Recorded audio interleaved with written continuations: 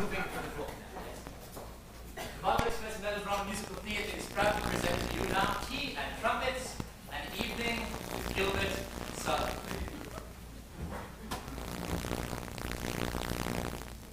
Enjoy.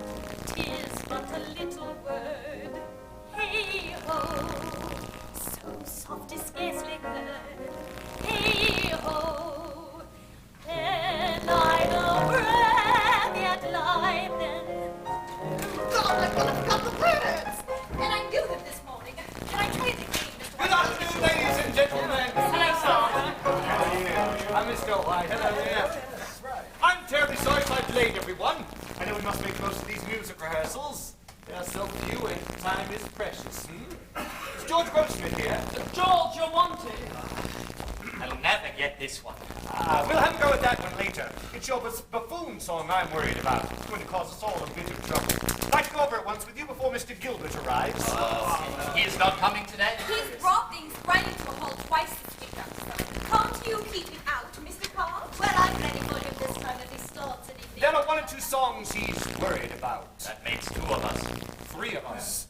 I can't seem to set the music for the song with the heavy chorus. I have a song to sing. Oh, that one? Yes. I have a song to set. Oh, and I have no idea how I'm going to do it. No, Billy, the song makes no musical sense. But I will have it in time to learn it, won't I? I mean, it won't be handed to me just as I'm about to step on stage like last time. Yes, George, you shall have the song in plenty of time. You shall have the song even if I have to get Mr. Gilbert to set it himself.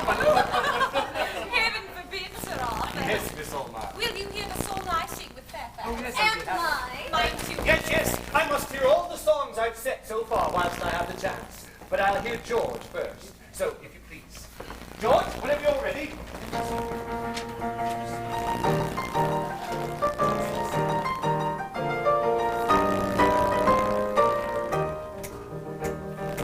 Private buffoon is a light-hearted loon if you listen to popular rumor.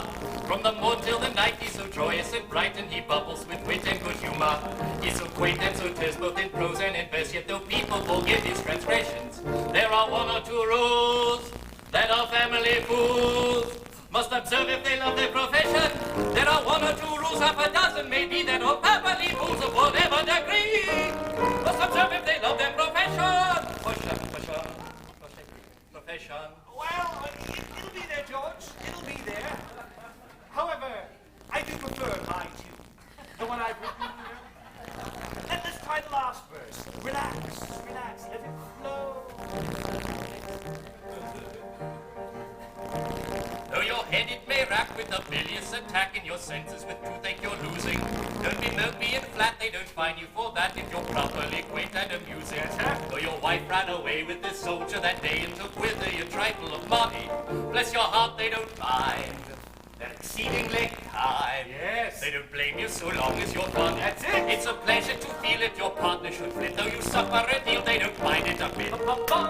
They don't blame you so long as you're funny. Dad, I can't feel it. Funny, eh, Grossman? Funny. It would be funny if we could hear the words. The words are funny. Bloody funny. But not when they're garbled. And you are garbling, Grossman. Grossmith. Garbling. I suppose that this play will be just like all the others. We'll hear Sir Arthur's music all right, and everyone will go into raptures over Sir Arthur's music. But of my words, not a whit will be heard. Not a bloody whit! Okay, now you've made me swear, Grossmith. I don't like swearing when there are ladies present. Oh, don't mind us, Mr. Gilbert. I'm not minding you. There are cleaning ladies in this building. Now kindly get out of my way, let me get to my desk. You're holding me up from my work. Don't speak to me like that. We are not chorus girls, Mr. Gilbert. Aren't you? Who took you out of the back row of the chorus? And who could put you back whenever I damn well please? Oh my God, I'm going to ask for more money. Well, you'll not get it. There will be no stars here, Jesse Bond. Thank you, George. We'll try that again later. Good work. It's a difficult song. Jesse, if you'd step down here one moment, I'd go over that opening song with you, line by line, till we get the rhythm of it. Just a minute. Let me get up to the back there. If Jesse Bond is going to warble, I want to be able to hear right up there every word, every syllable. Mr. Gilbert! This is a music rehearsal. I am aware of that, sir. And I am in charge of it, sir. You, sir, are in charge of the crotchets and the minims and the quavers and all of those other absurd characters. I am in charge of the words and the movements and everything else. But you have no right to be here today. I have as much right as you, sir. Only with my permission. Music rehearsal days are my days. Please, Gilbert, old man, settle down. Yes, I know that you and Sullivan would like it if I would just stay away altogether. This is ridiculous. I'm trying to help these people to sing. I am surprised to find you here at all. I'm surprised you were able to tear yourself away from your social engagements. My private life has nothing to do with you. It has when it interferes with my plays. Your plays. It's no wonder you're always ill the way you live. That is my affair. You make me ill. I repeat, nothing to do with you. Well, there's one good thing for you, Sullivan. You've plenty of lady admirers to give you sympathy.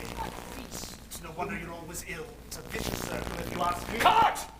This man has completely destroyed the atmosphere for rehearsal. We cannot go on. You don't need much of an excuse to quit work, do you? Gilbert, old man, this is not playing the game. You stay out of this cart and do your sums. Money is your game, cart. Confine your thoughts to money. Dare you, sir? This is impossible. Get me my coat. You stay here and earn your money. You don't need me. You don't need a musician. What you need is a barrel organ. Yes, and I've already got the monkey. Oh, my goodness. What do you say? I give up. Let me tell you, I'm entitled to some respect from you. I will give you respect when you behave worthily of respect. On my right, Gilbert, born 18th November 1836. He is said to be descended from Sir Humphrey Gilbert. He is christened William Swank Gilbert. On my left, 6 years later, Sullivan, born 8 Ball Terrace. Lambeth, the unfashionable side of the river. Please. 13th May 1842. The year of Mendelssohn's Spring Song. Sullivan makes discoveries for himself on the parlor piano. And he's only 4. He is christened Arthur. Seymour Sullivan. Initials ASS. Father, Irish, clarinet player. Mother looks after an organ grinder's monkey.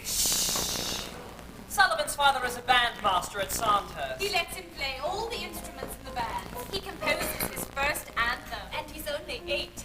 Gilbert at Great Ealing School. If Gilbert took more pains with his lessons, in writing plays, that is, he might do well. Sullivan is educated. Privately. In Bayswater. Bless his little heart. Dear mother, the Prince Consort heard me sing today and gave me half a guinea. Ooh, tip the monkey, ladies and gentlemen, and he'll turn the handle. Gilbert at university.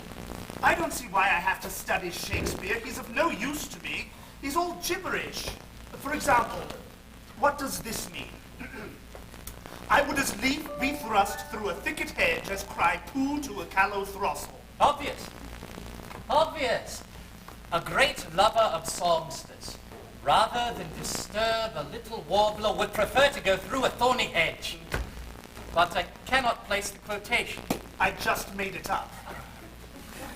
1856. Sullivan wins the Mendelssohn Scholarship to the Royal Academy of Music. And he's only 17. Gilbert's first success as a writer. The Laughing opening song. Translation by...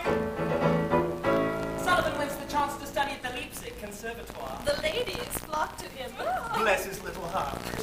Gilbert tries to join the army. I want a commission to go and fight in the Crimean War. The Crimean War is over, Sonny. Oh, well, in that case, Gilbert joins the civil service. the worst bargain the government ever made. He earns a legacy of £300 Escapes the civil and service. becomes a barrister at law. My lord. In 4 years' time, he earns £25. The other night from cares exempt, I slept. And what do you think I dreamt? I dreamt that somehow I had come to dwell in topsy-turvydom. Gilbert writes the bad ballad. The editor of Fun requests Mr. Gilbert to contribute 1 column of copy per week for the rest of his natural life. Sullivan soars to even greater success. Have you heard his Tempest at the Crystal Palace? Magnificent. The audience went wild. I always go along to St. Michael's to hear him play the organ, don't you? I have just heard Sullivan's cello concerto. Oh, splendid! But you should hear his symphony in E. Oh, my dear, out of this world. A new master of English music, the first musician of our time. There is so much to do for music. If God would only allow me 2 days for every one in which to do it. Excuse me? Gilbert sells his first play to Tom Robertson, the famous director. Dulcimara, or The Little Duck and the Great Quack.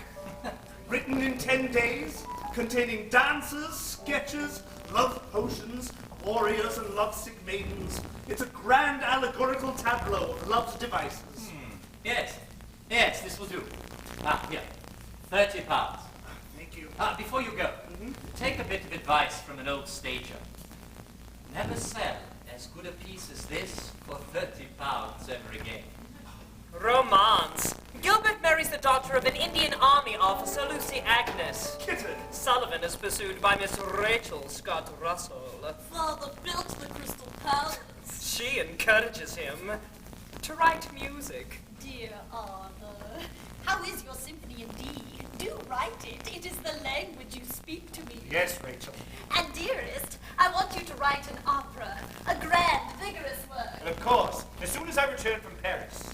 By the by, what do you want from Paris? 3 pairs of cool cotton stockings. Blue is my favorite color. And darling, Yes, dearest. I want you to write an octet, grander than Mendelssohn.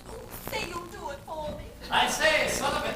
Frederick Bernand, future editor of Punch. And minor playwright. Will you do me a personal favor? Well, of course, old chap, if I can. Good. Well, you couldn't knock together a bit of music for some private entertainment, could you? No money, I'm afraid, but it might be rather fun. Well, what is it? It's a sort of burlesque operetta. Oh. As I said, no money, but it might be rather fun. Well, it might be a bit of a lark. What are you going to call it? Well, it's from Box and Cox. I thought we might call it Cox and Box. Well, give me a few days. Tell me the story. Well, it's about these 2 chaps who share the same room without their knowing it. Their landlord is a military man. Box in Delphi, it is a huge success. We must do another one. What is Sullivan thinking of? Squandering his genius on burlesque operetta. I thought he was supposed to be a serious composer. You, Arthur? Write me an oratorio. They want to commission another burlesque operetta. Well, there's this oratorio of mine. There's money in this one. Have you an idea? Yes. I want to call it The Contrabandista, an adventure in the Spanish mountains. Contrabandista. The box office takings do not even cover the cost of the orchestra. Sullivan returns to his oratorio. I'm far prouder of the prodigal son than of anything. Everyone here is talking of your success. So are all my friends. The Empress Eugenie, the Tsar and Tsarina of Russia, Prince of Wales. The prodigal son has made you the man of the hour. Rachel, I've had a letter from Queen Victoria. Dear Mr. Sullivan, we wish to receive a full set of all your works. And we wish you to cast a critical eye over the compositions of our dear consort. And now, the first meeting. Mr. Gilbert, a pleasure to meet you. Yes. I've heard so much about your works. In fact, I believe I've seen one of your plays. Yes. Robert the Devil, I believe it was. Oh, very good. It was very good. Very good, was it? Oh, it's very good. Very good. Yes, well, this is where I am supposed to say that one hears your music wherever one goes. You are a great lover of music. I only know 2 tunes. One is Pop Goes the Weasel, the other is God Save the Queen. Is either one of them yours? No. Oh, that's a pity. I thought one of them might have been. But still, perhaps since you're here, you may consider, We don't think much of that. It's not what we're used to. We expected pantomime, not a long, boring tale about a lot of seedy gods. It runs for only 67 performances. Richard Doyley Cart, Art lover. gourmet, Impresario. and now manager of the royalty, Soho. Some people call him Oily Cart. He has a genius for backing outsiders. Mr. Gilbert, yes? Cart. Ah. Very fortunate meeting you like this. Fortunate for whom? For both of us, I should trust it. Oh? Yes, you see, I find myself in a bit of a predicament. I'm producing some entertainment to the royalty in March, only a couple of weeks or so away. Offenbach's La Pericole. Offenbach again. Yes, I know exactly, Mr. Gilbert, but even so, the program's too short. I need another one-act musical piece, and I'd like it to be a new one. Well, there must be many out there. But not written by Gilbert and Sullivan. Gilbert and... Sullivan? Oh, him. Oh, no. I don't think he'd be interested in doing any more work with me. Besides, I believe he's too busy uplifting British music at present. Yes, but he is living beyond his means. Well, come to your point, Cart. I'd like a script from you. Have you one? Well, I just happen to have one here. Excellent. It's set in a courtroom. Well, I was thinking of comic opera. Courtrooms don't immediately suggest themselves as comic opera. You've obviously never been in one of my courts. Well, come into my office. I'll get a hold of Sullivan and you can read it to him. Very good, then.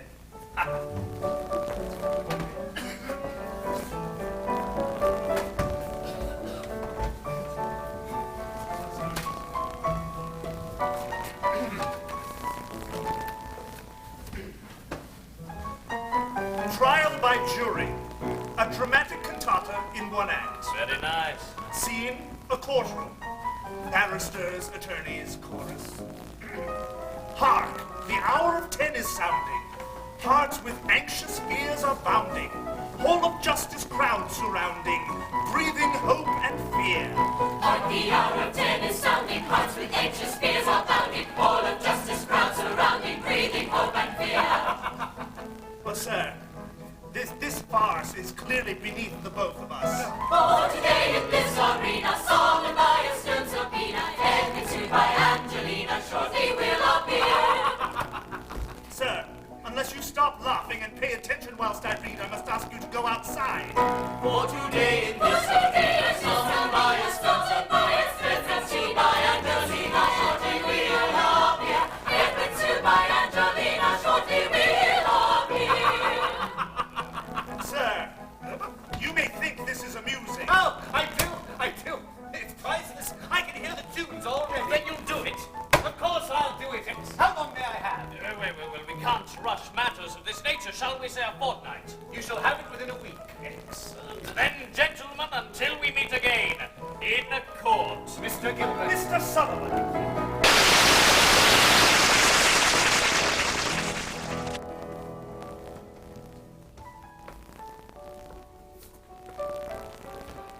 It would appear we have a success overnight. All London is whistling the tunes. Helen Lenore, Doyley Cart's secretary, later his second wife.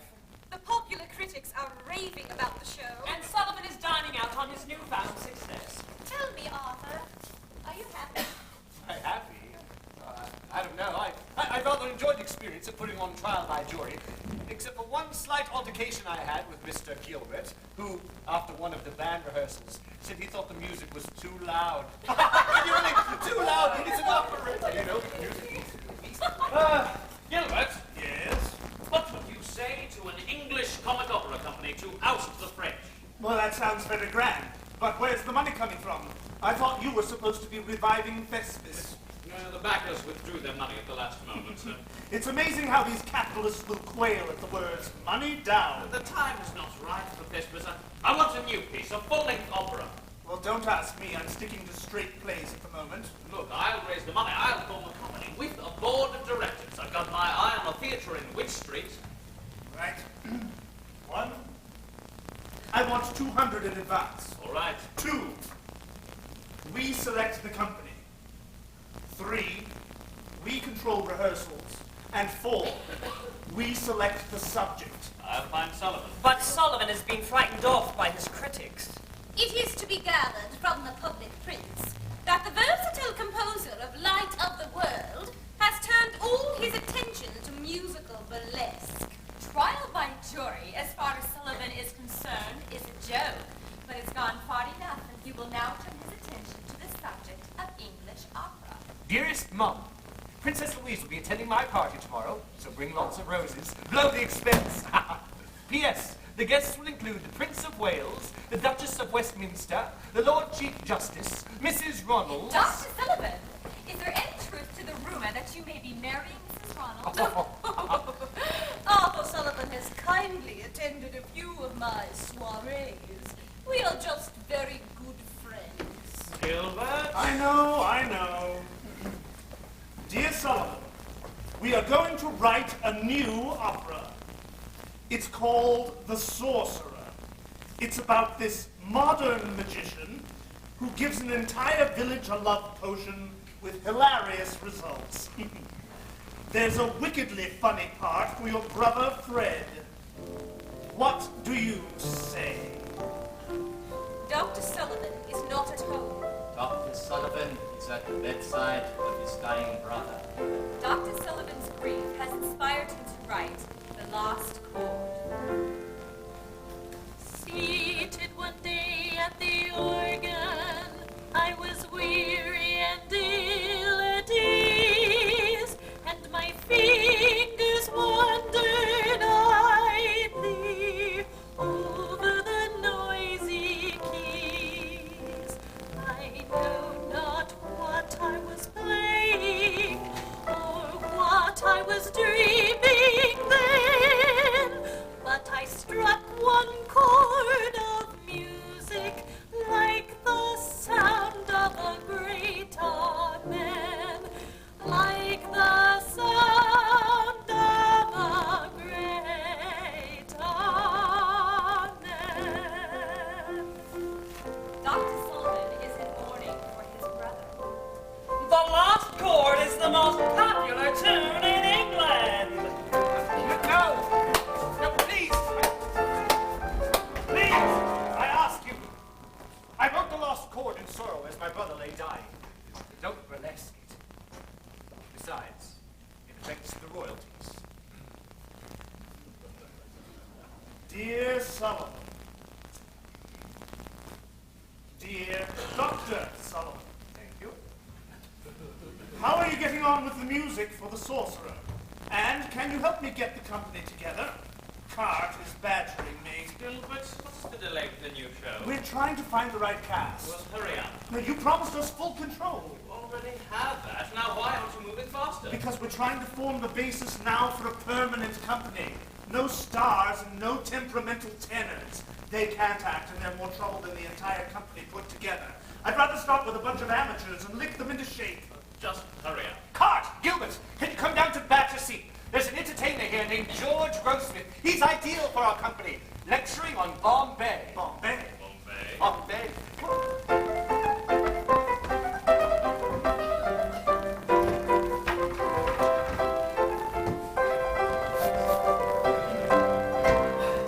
Now then, it is very dark at night in the city of Bombay.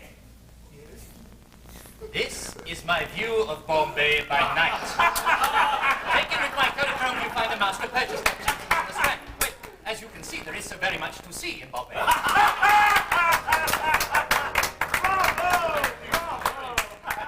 Oh, Grossmith. Now, Sullivan tells me you were once in the hands of the law. Beg your pardon. Oh, yes, I was a police reporter once on Bow Street. Yes, dreadful auditioned you. We have just the part for you. But, Mr. Gilbert, I'm not an opera singer. You need someone with a big, strong voice to sing opera. No. See, that's just what we don't want. This is comic opera. But I don't try to be funny. I mean, look funny. I never make up. I don't wear those red noses. No red noses for us, no. We don't want clowns. All right, Cart, take him away. Sign him up. I can offer you £6 per week. Thank you, sir. Smith, rehearsals start on Monday. What's the matter with you, Sullivan? Your back bothering you again? You know you really ought to go to bed at night instead of gadding about the class. I've been talking to Carl. He says the board don't like us employing people like George. Oh, I know, but I want him. They want more professional entertainers. Oh. Bugger the board. Pardon me? Bugger 'em, Sullivan, bugger 'em. Oh, yes, right. Well, you'll get George up to scratch soon enough. Get him started on the sorcerer. You'll work wonders on him. I'll do my best. All right, George. My name is John Wellington Wells. No. I'm a dealer in magic and spells. George. In blessings and curses and... George, look. It says here, very lively. So if you try it again. Speak very loud. Oh, well, it means even more lively. It's a practice song. It must go quickly, like this. My name is John Wellington Wells. I'm a dealer in magic and spells, of blessings and curses and never for curses and prophecies, witches and elves. If you want a crowd, want to make tracks. If you melt a rich uncle in wax, you want to look in on the resident gin number 70 simmery acts. We've a first-rate assortment of magic, and for raising a posthumous shade, with effects that are comic or tragic, there's no finer house in the trade.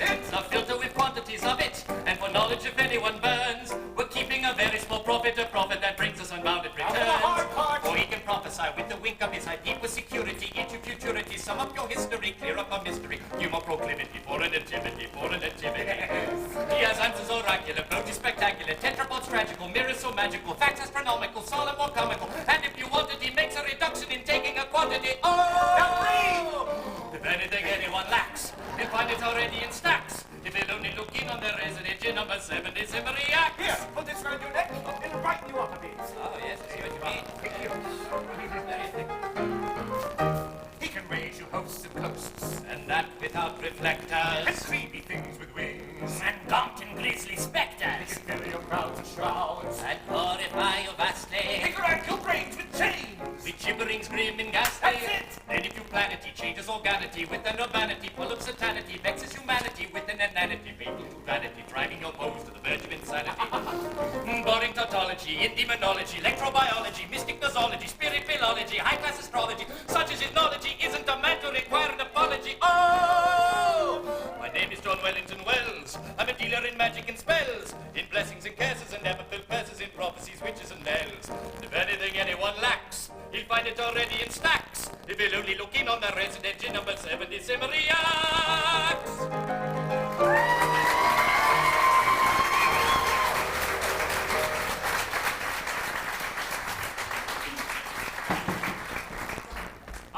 Gilbert, where are you off to in such a hurry? Well, I'm rushing this new plot off to Sullivan. He's not there. Oh, not again. No, he is in Paris, recovering. It's all that high living, I tell you. He's probably doing platonic tours of the city at night with Mary Ronald. And I believe he has been very ill and down. Well, I'll just post this off to him. It'll cheer him up. Yeah, but before you go, there's a slight problem. What? Come on, out with it. It's my board of directors. Oh, them again. What is it now? And they wanted to take the sorcerer off after the first week. Box office takings were very low to Well, of begin course with. they were. It was something new. You have to be prepared to lose at first with something new. What is it now? They want to cut your advance. By how much? By half. The devil they I do? know. Well, what did you say?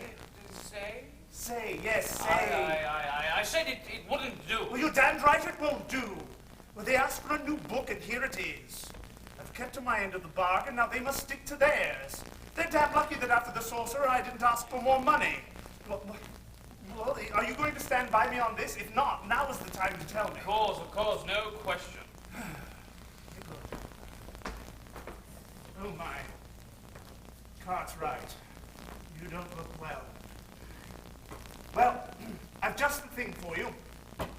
Cart, you go and deal with that pack of sharks. Sullivan and I are off to Portsmouth. Portsmouth? Yes. Ah, yes. Salt sea air. This is the stuff, Sullivan. You should get plenty of this down you. Oh, did I tell you that the blood of Sir Humphrey Gilbert runs in my veins? Yes, I believe you've mentioned it from time to time. Yes. Look at that view. Isn't that magnificent? I tell you, I haven't been so excited about a project in a long time. Oh, I say there, fine fellow. For you are a fine fellow. Yes, sir? Leading seaman, aren't you? Yes, sir. I like the cut of your rig. Thank you, sir. I think he'll do quite nicely, don't you, Sullivan? I believe so. Yes. Oh, say, I've just had an idea. We'll have all of the uniforms made here. You know, make them really authentic. And don't you like my idea about the first Sea Lord who's never been to sea? Could only happen in England, that. You see, this play has to have a truly English feel about it. You know, lots of jokes on English politics and such. And the fact that we've made the first Sea Lord, Sir Joseph Porter, a radical of the most pronounced type, no one will ever guess that it is really W.H. Smith that I'm getting at. They'll never guess. You know, we don't want to upset anybody in high places. No, especially not Mr. Smith. No, really. This salt sea air does wonders. You know, I'm not really getting at anybody. I'm just having a bit of fun. You know, so long as we make it good and funny, we'll be forgiven, eh? I hope so. I see. Sullivan, look. There's the victory. Ah, yes. Now, can't you just imagine that on the back cloth? With all the rigging and spithead off in the distance, and all of the sailors waiting to welcome the first Sea Lord on board. Can't you just see it all growing right before your eyes? We sail the ocean blue, and our saucy ships of beauty. We are sober men and true, and attentive to our duty. When the balls whistle free on the bright blue sea, we stand to our guns all day. When at anchor we ride on the Portsmouth tide, with plenty of time for play. Ahoy, ahoy, the balls whistle free. Ahoy, ahoy, on the bright blue sea, we stand to our guns all day. We sail the ocean blue, and our saucy ships of beauty. We are sober men and true, and attentive to our duty. Our saucy ships of beauty, we're attentive to our duty. We're sober men and true, we sail the ocean blue.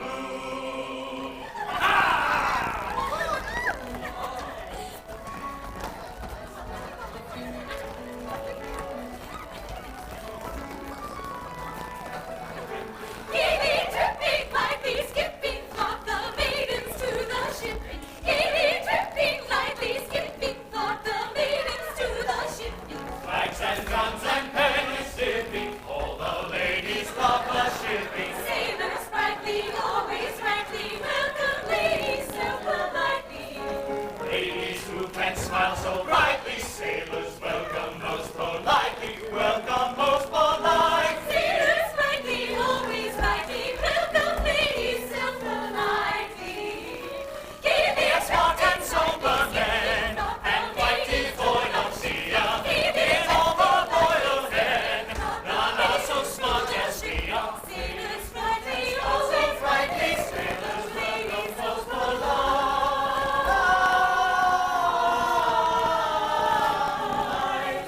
most politely, gaily, tripping, lightly, skipping. Sailors always welcome ladies most politely.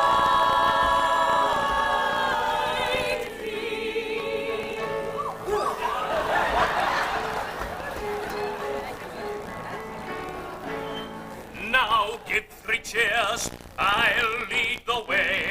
Hurrah, hurrah, hooray!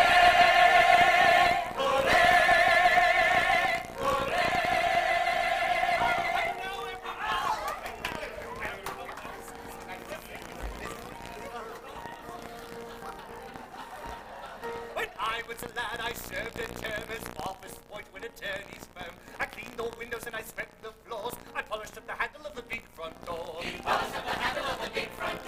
polished up the handle so carefully that now I am the ruler of the Queen's Navy. He polished up the handle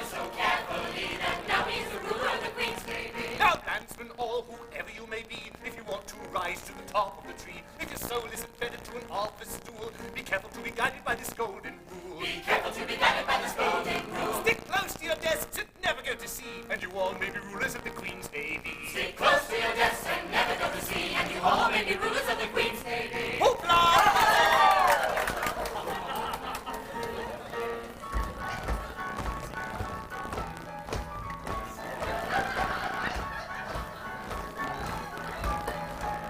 I am the captain of the Pinafore. And a right good captain too.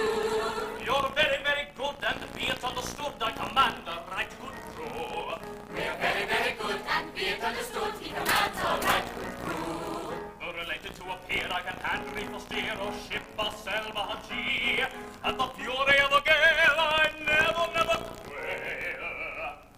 And I'm never, never sick at sea. What never? No, never. What never? Well, hardly ever. He's hardly ever sick at sea. Then give 3 cheers and 1 cheer more for the hardy captain of the Pinafore. We give 3 cheers and 1 cheer more for the captain of the Pinafore.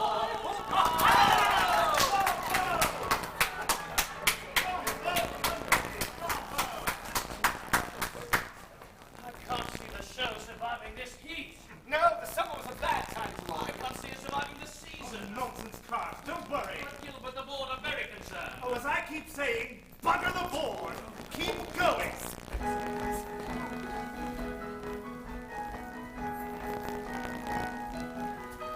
Never mind the why and wherefore, Locke at level ranks, and therefore, though his lordship stations mighty, though stupendous be his brain, though her tastes are mean and flighty, and her fortune poor and plain.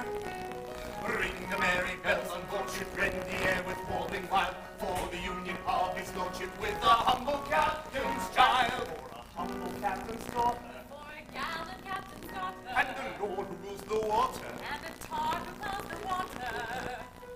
Let the air with joy be laden, ring the songs the air above, for the union of a maiden with the man who owns her love.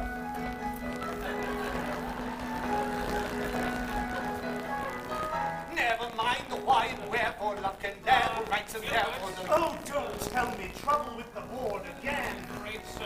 What is it this time? They want to take it off. What, HMS Pinafore? Sorry. The bloody fool! I know. It's this hot weather. For the hot weather can't last. So if only we could survive until the beginning of the autumn. Believe me, Gilbert, I have done everything I can to make them see sense. I've also told them that if they do take it off, it will be the death of English comic opera. Oh, this is nonsense. Can't you do something? Rather, Gilbert, my head is on the block. If they take off Pinafore, I'm finished. I've got it! I've got it! Oh, what are we going to do? Dedicate it to the Prince of Wales? No, I mean it. I'm conducting the promenade concert tonight. Leave it to me.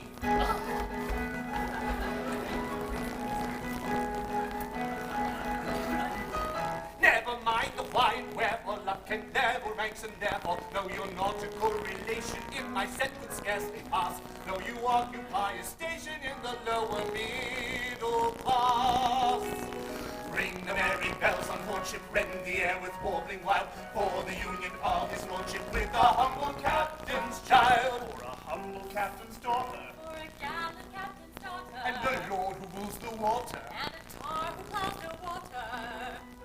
Let the air with joy be laden, and with songs the air above, for the union of a maiden with the man who owns her love.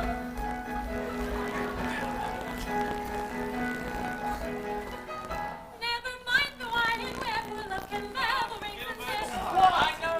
You tell that pack of sharks that I have had a bloody gutful of the whole And lot. so have I. We could buy them out. And tell them that I will personally ring that... What did you say, Sullivan? We should buy them out. Are you with us? Right behind you. All right then. You fix it up. You tell them we want them out 1 month from today. That's when their contract expires. Then they will have no further claim on our works or our properties. But there may be reprisals. They are bookless. We will handle any reprisals.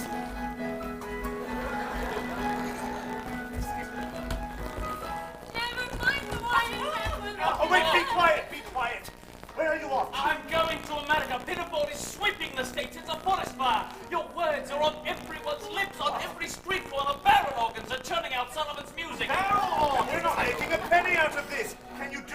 nothing? I'm going to America myself. You take care of things whilst I'm away. Upon my return, we shall fix up a new contract.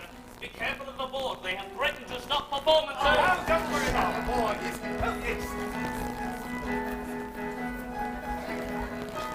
Never mind the why and wherefore love collaborates, and therefore I admit your jurisdiction. Ably have you played your part. You have carried from conviction to my hesitating. What the devil? You can't put that down! We've had a slight brush with the board who have tried to steal our properties, but we have routed them. The company is now ours, so on with the show.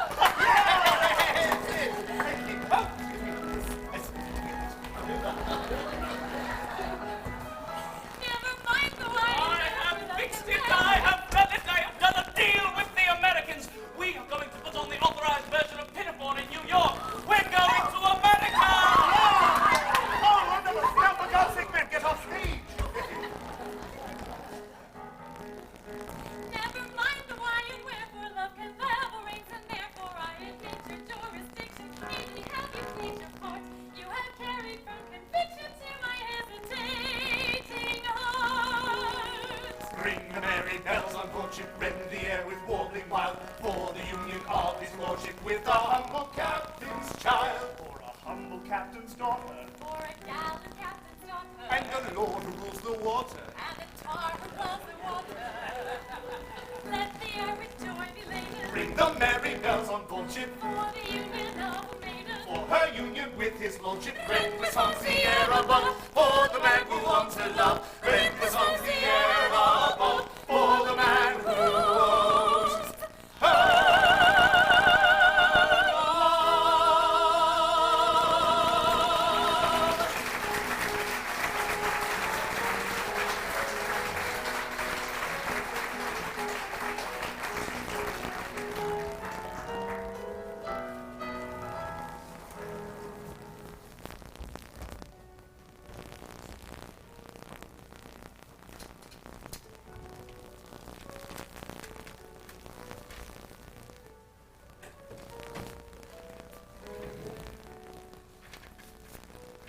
Gentlemen, we have rid ourselves of the board. We are now our own masters.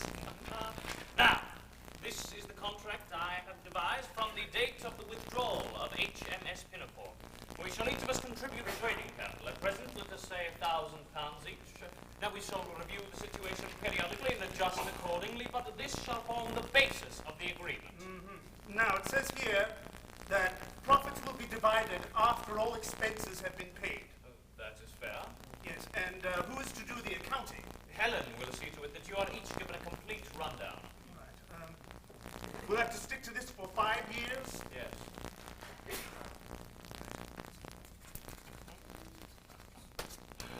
Thank you. Arthur? Now, gentlemen, do not let this business hold us up.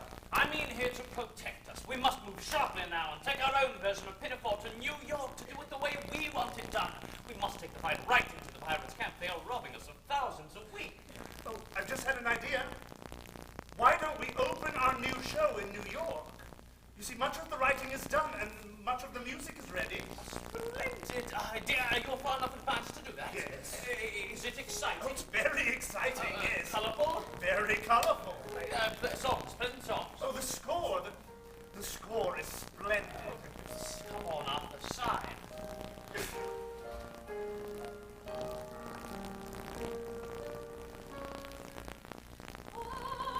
Wandering on, though thou hast surely strayed, take unto grace life's free grace.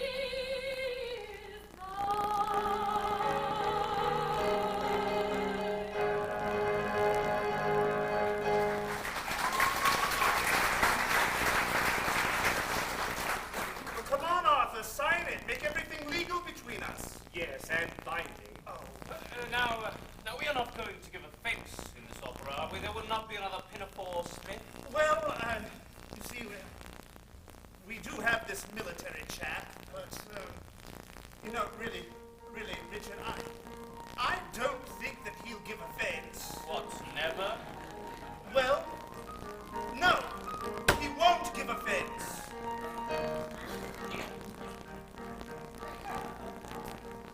I am the very model of a modern major general, an information vegetable and a bullet mineral. I know the kings of England and they were my historical. I am not who want to do in order categorical.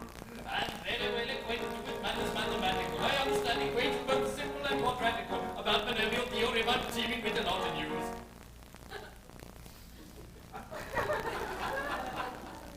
Haven't finished yet. What comes after lot of news? Hypotenuse. With the many facts about the square of the hypotenuse.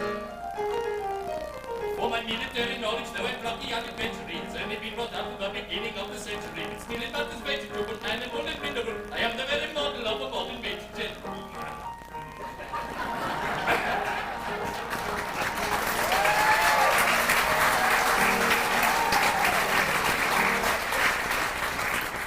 Very nice. Got a title for it yet, Gilbert? The title? Oh, well, since we're going to fight the pirates with a play about pirates, so I thought maybe we could call it the Pirates. Just the pirates, yeah. Oh no. The Pirates of Cornwall. I don't know. Got it. The Pirates of Penzance. Pirates! Oh, better far to live and die under the brave black flag I fly than play a sanctimonious part with pirate head and pirate heart. Away to the cheating world go you, where pirates all are well-to-do. But I'll be true to the song I sing and live and die a pirate king. For I am a pirate king, and it is a glorious thing to be a pirate king. For I am a pirate king, and it is a glorious thing to be a pirate king. Ha ha! Ha ha!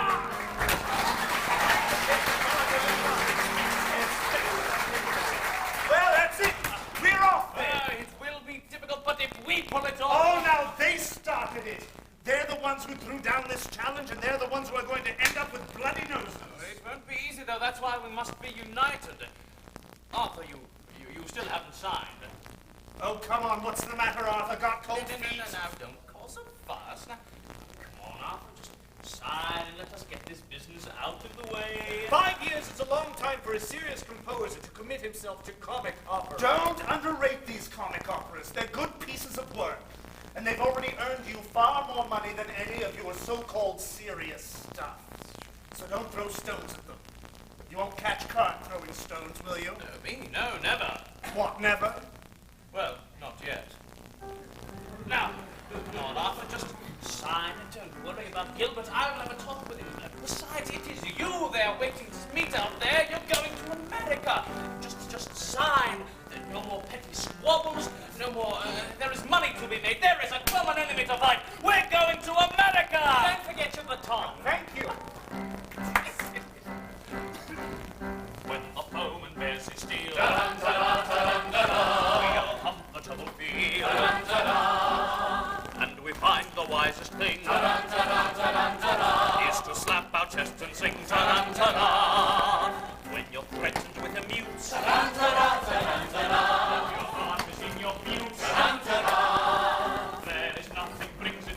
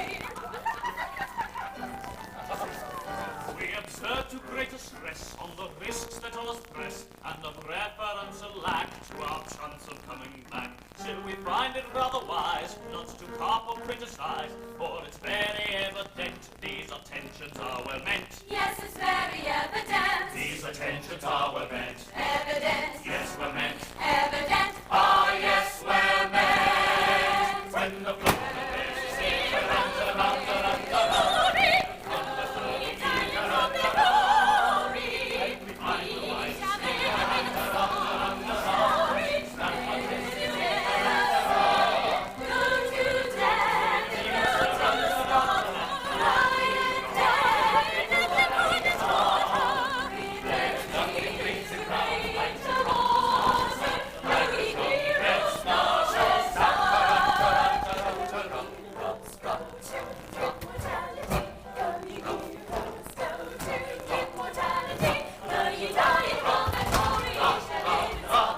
around, around, around.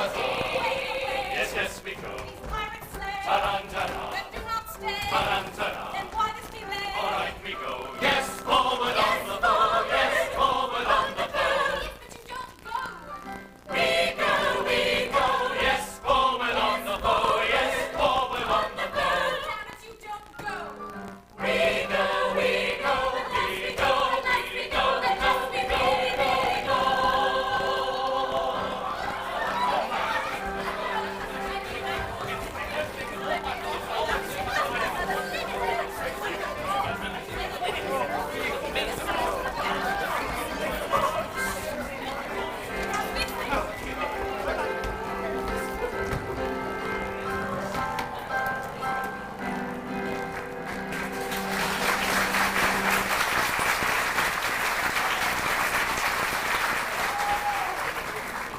Ladies and gentlemen, if you find yourselves in the same predicament as I, that is, bound for a 3-week journey by boat to America, without having packed the snack, perhaps now would be a good time to go to the Starving Actors Saloon or get a nice cappuccino for the voyage.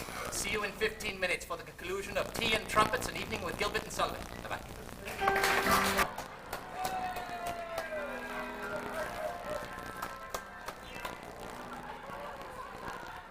And we have returned, ladies and gentlemen. Are you enjoying yourselves thus far? Yes?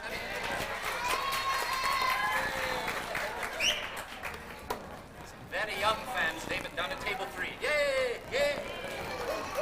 Well then, please, if you haven't entered the drawing yet, please do so and put them in the fishbowl right over here in the corner, and we'll draw at the next intermission. So, thank you for that.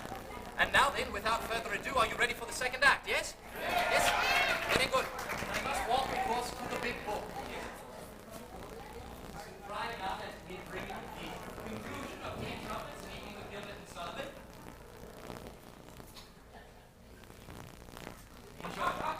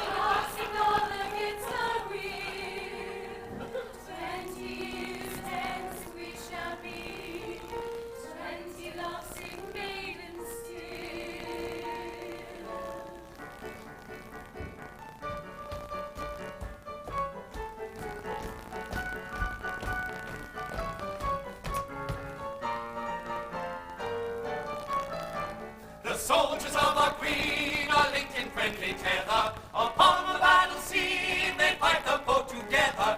Their every mother's son, prepared to fight and fall, is the enemy of one, the enemy of all.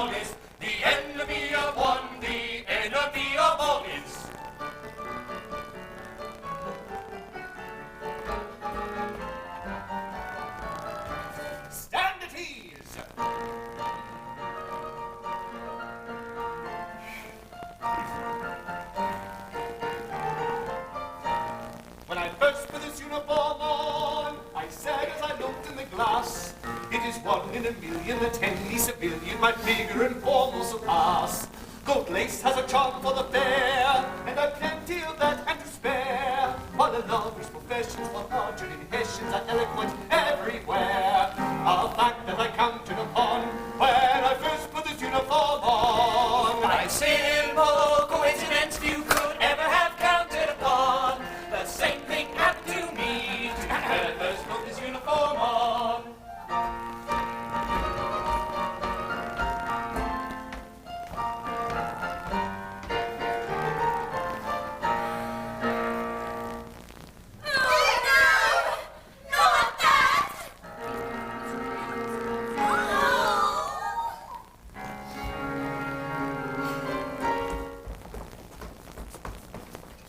Am I alone and unobserved?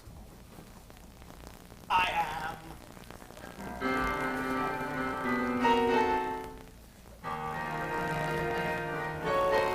Then let me own, I'm an aesthetic sham.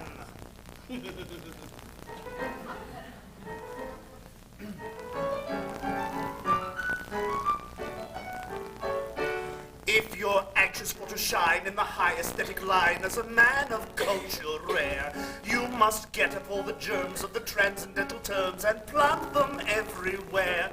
You must lie among the daisies and discourse in novel phrases of your complicated state of mind. And the meaning doesn't matter if it's only idle chatter of a transcendental kind. And everyone will say, as you walk your mystic way, if this young man expresses himself in terms too deep for me, why, what a very singularly deep young man this deep young man must be.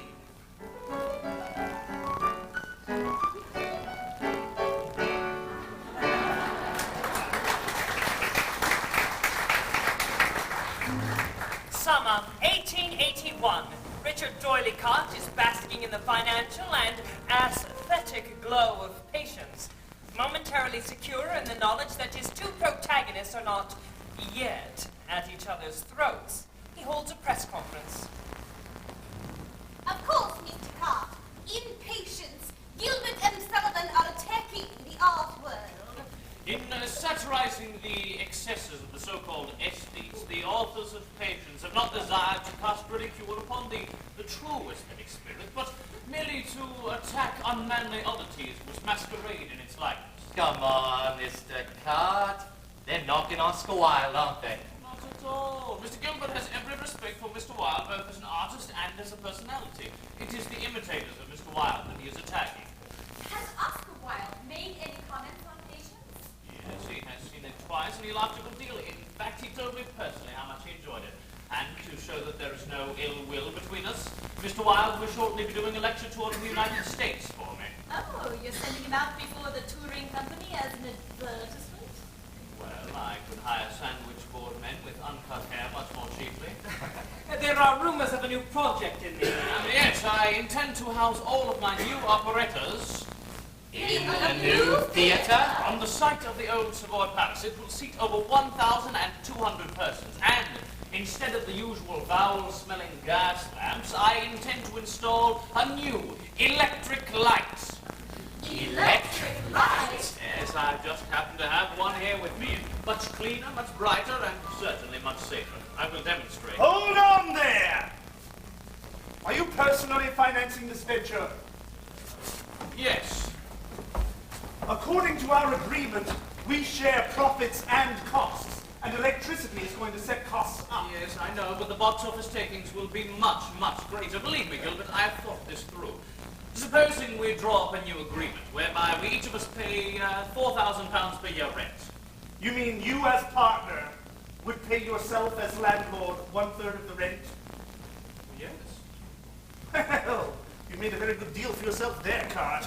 You can't lose. I don't see what good it will do Sullivan and me. Now, Gilbert, you already make over £10,000 per year. That's more than the Prime Minister gets. I bring more pleasure to people than the Prime Minister does. Wait, sir. What of this new luxury palace of yours in Kensington, you know, with all those bathrooms? Well, at least I don't gamble it all away like Sullivan. That won't do. In fact, I'm going to ring him up on the new telephone. You can't. Why not? I'm not there. Baltic with Alfie. Alfie? Alfie who? Duke of Edinburgh. Oh, I might have known. By the by, the King of Denmark looked after us frightfully well. Fascinating. And when I met Prince Wilhelm, he bowed and he said, he pushed up the handle of the big front door. We all thought it was too funny. It was a riot. Well, once you're done with your cruise, perhaps you could spare some thought to business. Clark's opening a new theatre. Oh, I know. With electric lamps burning all over the place. Oh, very bright and cheerful. Yes, and he's going to charge us £4,000 per year rent. And I have the new plot for our next operetta. Ah, well, in that case. Ah, splendid. Anyway, this old crone swallows a lozenge. Pardon me, excuse me. Swallows? A lozenge, Sullivan. Yes, anyway, she swallows the lozenge and right away becomes a ravishing beauty, you know, sweet, young, pretty. Very good, very nice. Yes, and then the young woman, she swallows a lozenge. And she becomes an old woman. That's it, you've got And it. this handsome young hero you mentioned, he swallows a lozenge. And he becomes an old man. Exactly. Yes, you have an old man who swallows the Lozenge. lozenge, yes. And he becomes a young man. Yes. A good man swallows a lozenge and becomes evil. An evil man becomes good. A dog becomes a cat, and on and on and on. All swallowing lozenges. Yes. And everything becomes topsy-turvy again. Yes. Do you like it? No. Why not? It's a lot of nonsense. What we want is realism. Yes, Gilbert. Lozenges are all very well, but we do want realism. What are you blathering about, Cart? Just because Sullivan has realism on the brain. Not that I think he knows what it means. Do you have to parrot everything he says? What we want is realism now. Do you think these plots grow on trees? No, of course not. I believe we could fill the bill nicely with something a little more realistic. Do you realize that I have been sweating blood to get this plot right while you've been gagging about the continent? My gout is 10 times worse, and I haven't slept in a fortnight. God knows how many more nights' sleep this is going to cost me. Don't worry about it, Gilbert, old man. You get it, you always do. Look, let me know when you come up with something. I really must dash now. But may I use your telephone? Certainly. You know how work piles up while you've been away. Mayfair 260, please, Mrs. Mary Ronalds. Hello, Mary. Hello, Mary. Yes, I'm sorry to have kept you waiting, but I'm on my way now. Goodbye. I'll see you later, Mr. Cart. Cheer up, Gilbert. Try and get some sleep. Sleep. Yes. Sleep.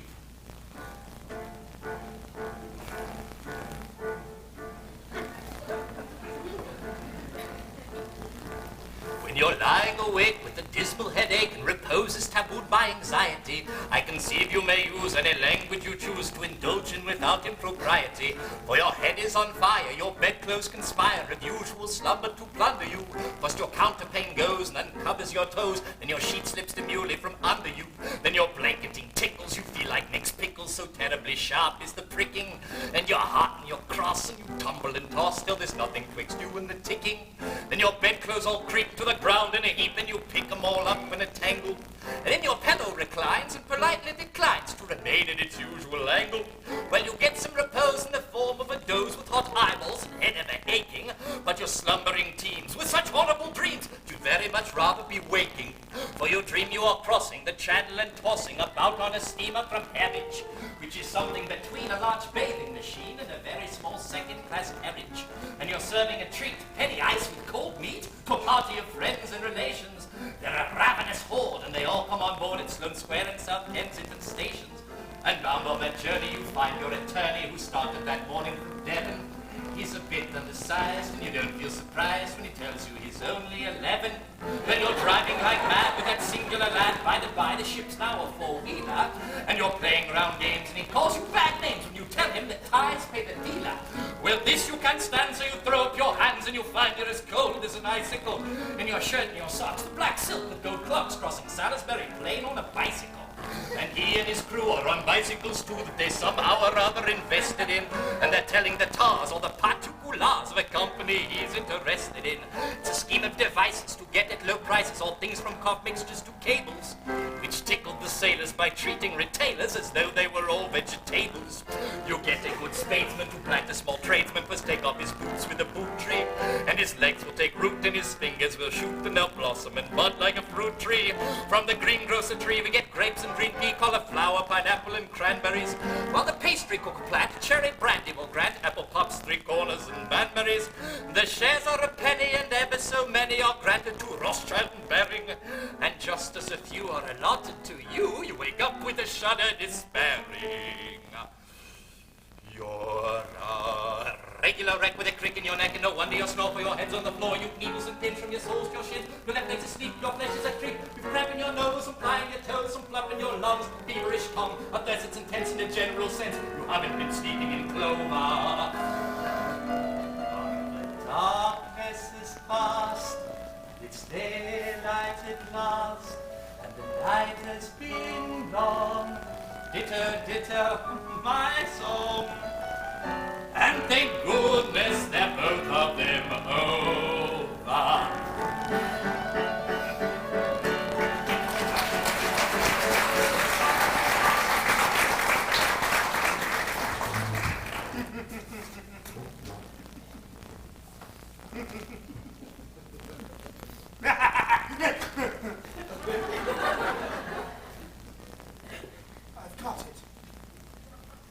I've got it all worked out.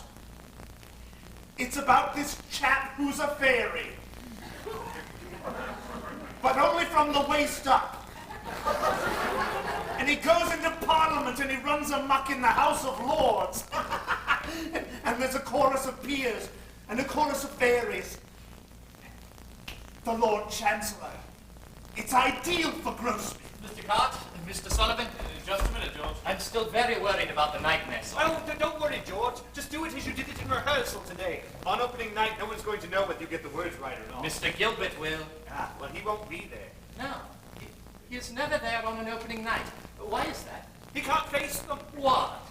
Mr. Gilbert? He's more nervous than you are. He spends his time walking up and down the embankment or at his club. He doesn't even show up at the theatre until it's time to take his curtain call.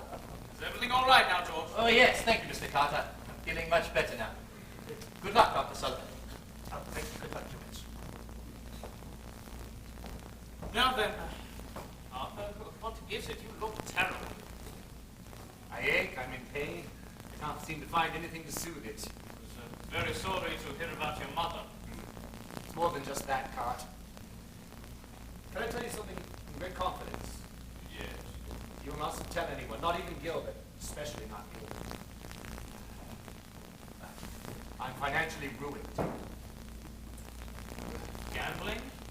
No, well, not on the tables anyway. Here, this arrived for me just as I left the theater this evening. Cooper and Hall. My brokers, they've gone bankrupt.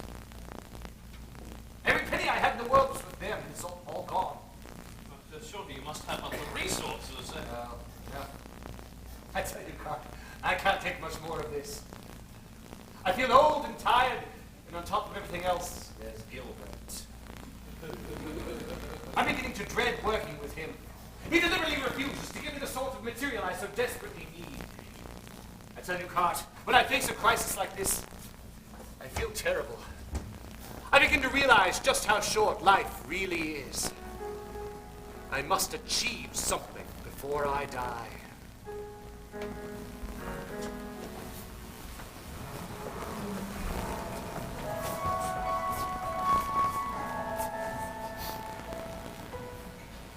Private Willis? Ma'am! To save my life, it is necessary that I marry at once. How would you like to be a fairy guardsman? Well, ma'am, I don't think much of any British soldier who wouldn't ill-convenience himself to save a female in distress. You are a brave fellow. You are a fairy from this moment. And how say you, my lord? Well? Will you join our ranks? Well, now that all of the peers are to be recruited from persons of intelligence, I don't see what good we are down here, eh, Oliver? None whatsoever. Good. Then we may, off and away. Soon as we may, off and away, we'll commence our journey. Very happy are we, as we can see. Everyone is now a fairy. Everyone is now a fairy. Though as a general rule we know, 2 strings go to every bow. Make up your mind, say Prince will bring, if you 2 bows to every string. Though as a general rule we know, 2 strings go to every bow. Make up your mind, say Prince will bring, if you 2 bows to every string. Up in the air, sky high, free from wars and chancellery. He will be surely hanged for, he's such a susceptible chancellor.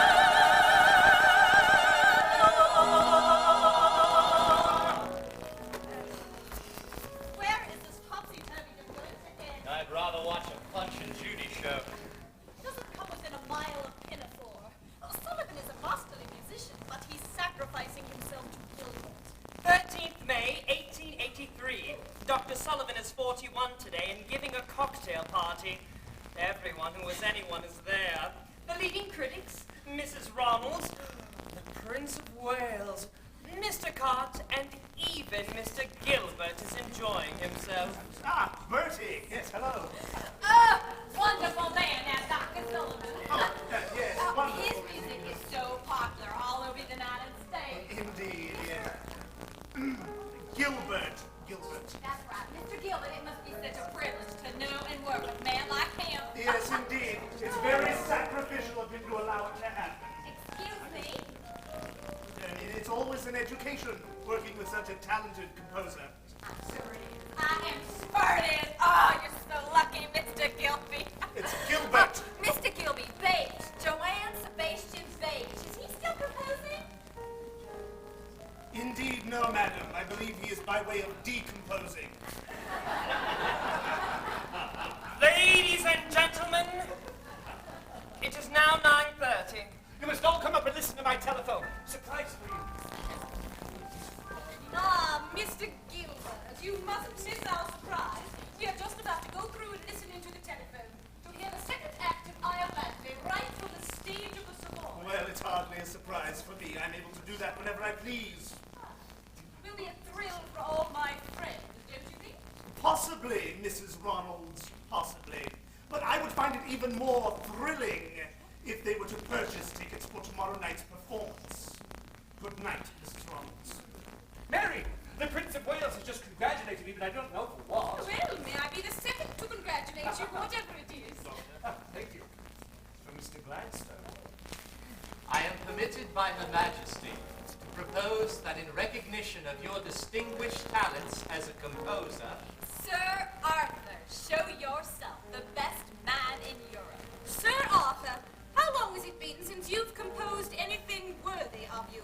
Sir Arthur, your friends have to apologize for you. Sir Arthur, you and Knighton to shame you into writing something better than these silly comic operas with that wretched Gilbert. some things Dr. Sullivan may do, Sir Arthur Sullivan may not do. It will look very odd to read that a new comic opera is in preparation by W.S. Gilbert and Sir Arthur Sullivan. We regret to announce that Sir Arthur Sullivan fainted when he presented him on the stage of the Savoy last night to accept the congratulations from the audience of Princess Ida. The following bulletin has been posted. Sir Arthur passed a quiet night, and although in pain, he is on the whole better. Absolute rest and quietude are enjoined by his doctors. It's from Sullivan. I hope he's feeling better. I regret to inform you that I will no longer be writing music for comic opera. I've been expecting it. He must be tired after being so ill.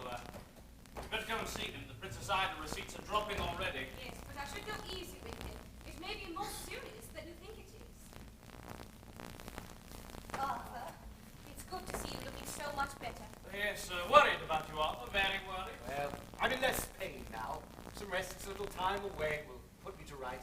And perhaps I can start thinking of the future again. Good idea. Yes, of course, there is a question of the... Where are you going? I thought I might spend some time in Paris, maybe on to Brussels. It's nice to get away and forget about everything. Richard, I'm sorry about my letter. Quite all right, Arthur. You must have been very, very put out. Don't worry, the Princess Ivory Seats will take care of themselves for another couple of weeks until you are feeling better. Gilbert is already working on a new libretto. Well, it won't concern me. I refuse to take you seriously at the moment, Arthur. That is my last word. No more comic opera. We'll see. We'll see.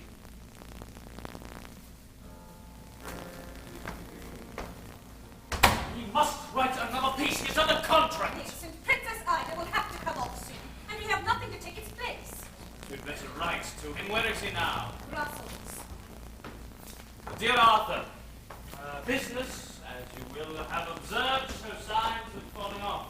By our agreement, I'm required to give you 6 months' notice in case of a new piece being needed. Please accept this note as fulfilling the necessary formality. I've already posted a copy of this note to Gilbert. My dear Count, it is impossible for me to do another piece of those already written by Gilbert and myself. Sullivan, your attitude amazes me. You are aware that by our 5-year agreement, we are bound to supply Card with a new opera within 6 months' notice from him. If we do not, we are liable for any losses that may occur as a result of our default.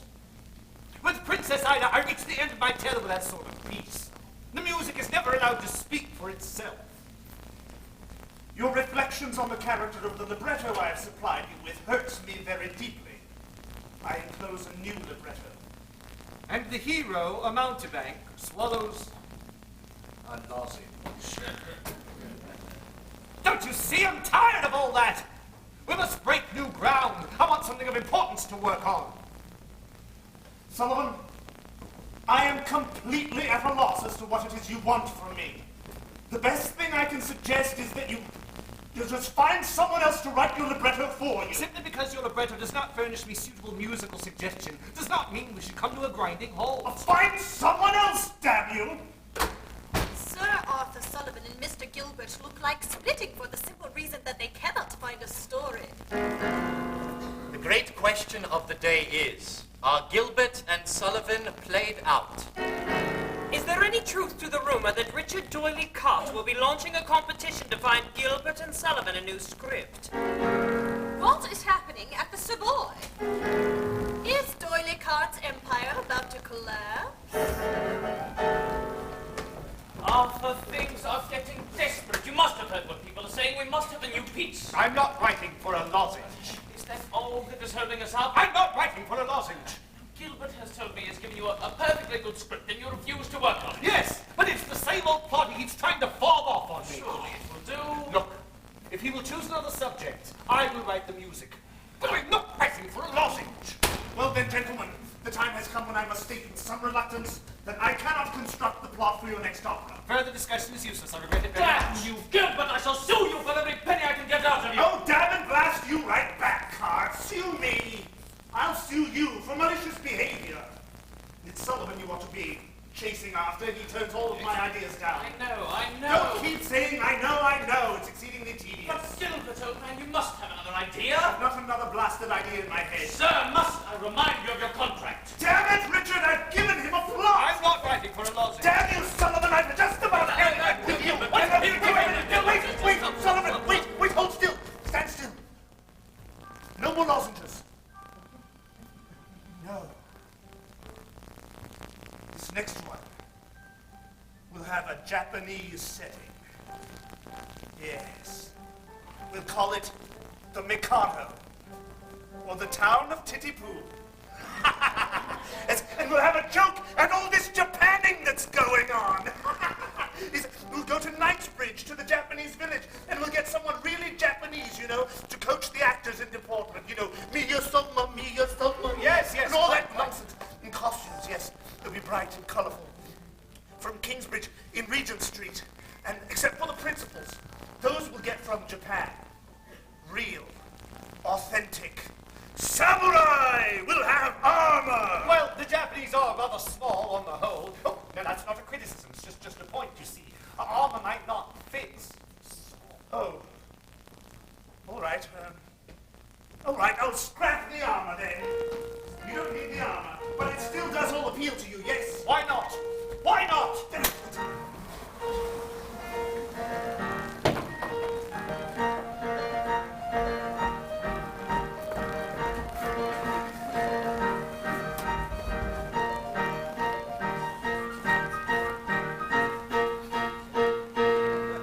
Behold the Lord High Executioner, a personage of noble rank and title, a dignified and potent officer, whose functions are particularly vital.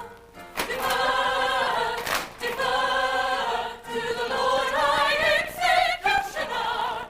Defer to the noble Lord, to the noble Lord, to the Lord High Executioner.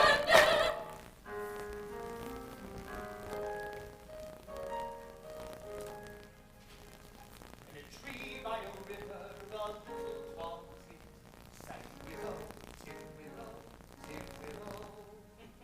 And I said to him, Dicky bird, why do you sit singing willow, tin willow? Is it weakness of intellect burning my heart, or a rather tough worm on your little inside? With a shake of his poor little head, he replied, Oh, willow, tit willow, tit willow.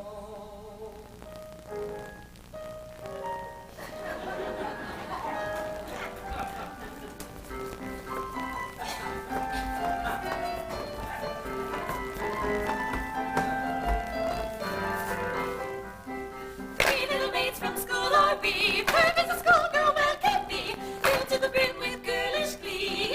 Three little maids from school, everything is a source of fun.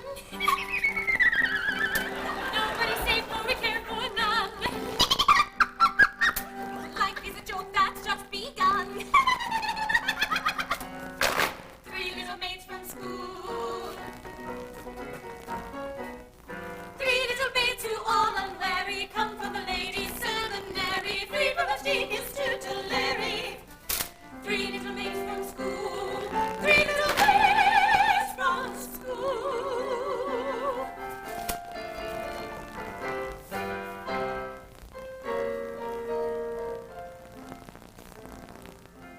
A wandering minstrel, I, a thing of shreds and patches, of ballad songs and snatches, and dreamy lullaby.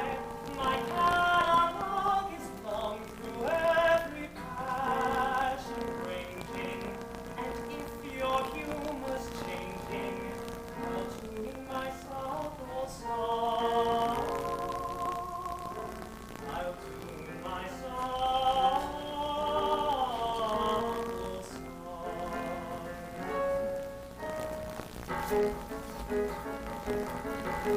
Here's a howdy-do, if I marry you.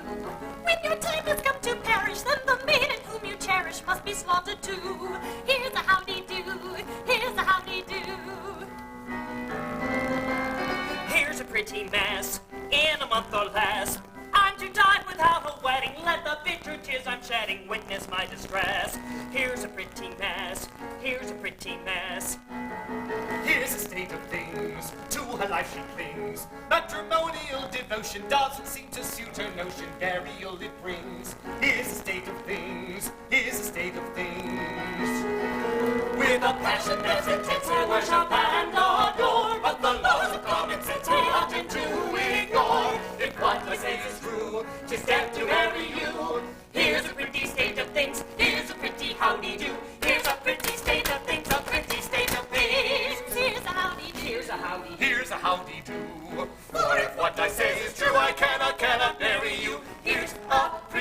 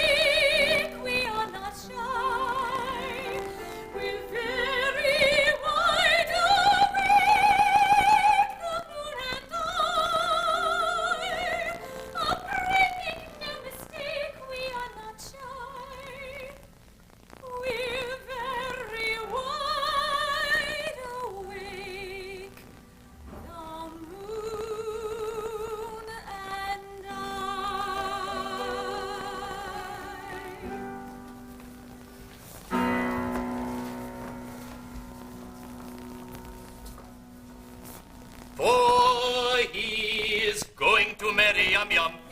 Your anger prayed very for all will be merry. We think you had better succumb. Come. And join our expressions of glee. On this subject we pray you be dumb. You'll find there are many who'll wed for a penny. The word for your guidance is mum. There are lots of good fish in the sea. On this subject we pray you be dumb. We think you had better succumb. Come. You'll find there are many who'll wed for a penny.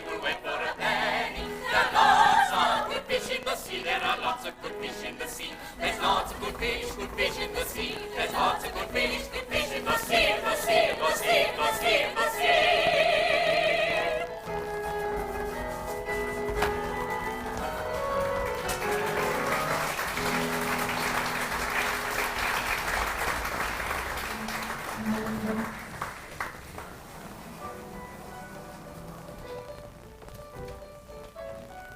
October 1886. With the Mikado a success all over the world, some enjoy reading their morning papers. Mr. Cart. Thank you. Others do not.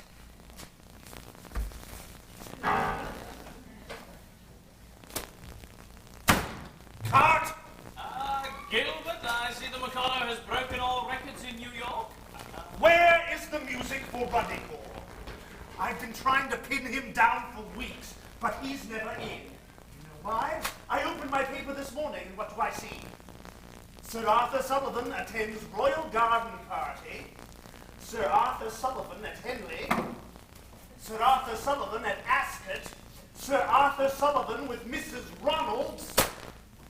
So much for all of the work he's supposed to be doing. Where is the music for Ruddigore? Sorry, Bertie, another interruption. Interruption? Yes, of course. You shall have the music for the Jubilee Ode by the end of the month. I've been so busy with my oratorio. She said, what? Oh, how very kind of her. But of course, her will is mine. Oh, yes. Goodbye. What?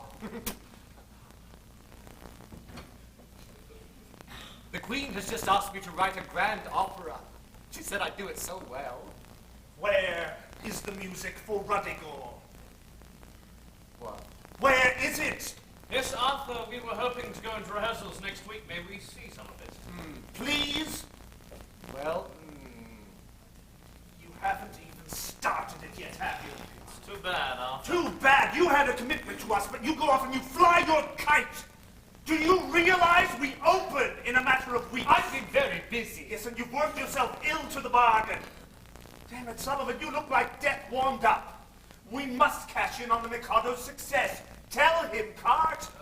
Arthur, I'm very disappointed in you. Disappointed. We shall have to postpone Ruddigore, but please hurry. Yes, for God's sake, hurry, Sullivan. How do you expect me to get through all this work? Am I not allowed to have a life of my own? In the space of a year, I'm to write a hymn tune, an oratorio, and a comic opera. What do you think I am? A barrel organ? You turn the handle and I churn out music to order? Well, you shall have your comic opera. But things are going to change. I will not be dictated to. I will not! I will not!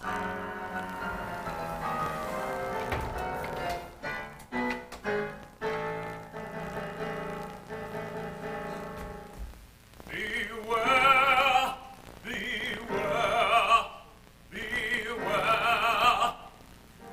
God vision, who art thou, that thus with icy glare and stern relentless brow appearest who knows how? I am the spectre of the late Sir Roderick Murgatroyd, who comes to warn thee that thy fate thou canst not now avoid. Alas, poor ghost! The pity you express for nothing goes. We spectres are a jollier crew than you perhaps suppose. We spectres are a jollier crew than you perhaps suppose.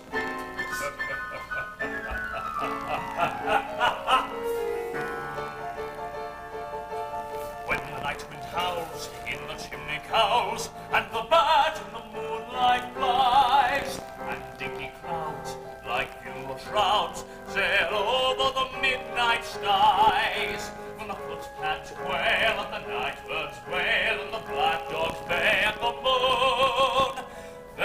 spectre's holiday. Then is the ghost high known.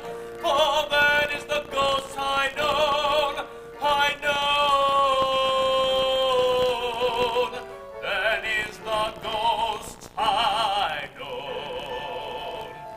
And then each ghost with his lady toast to their churchyard beds take flight, with a kiss perhaps on the lantern chaps, for a grisly grim good night.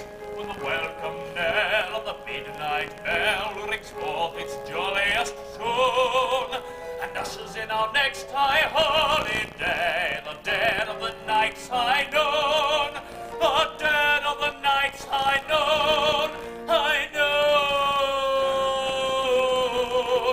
the dead of the night's high noon.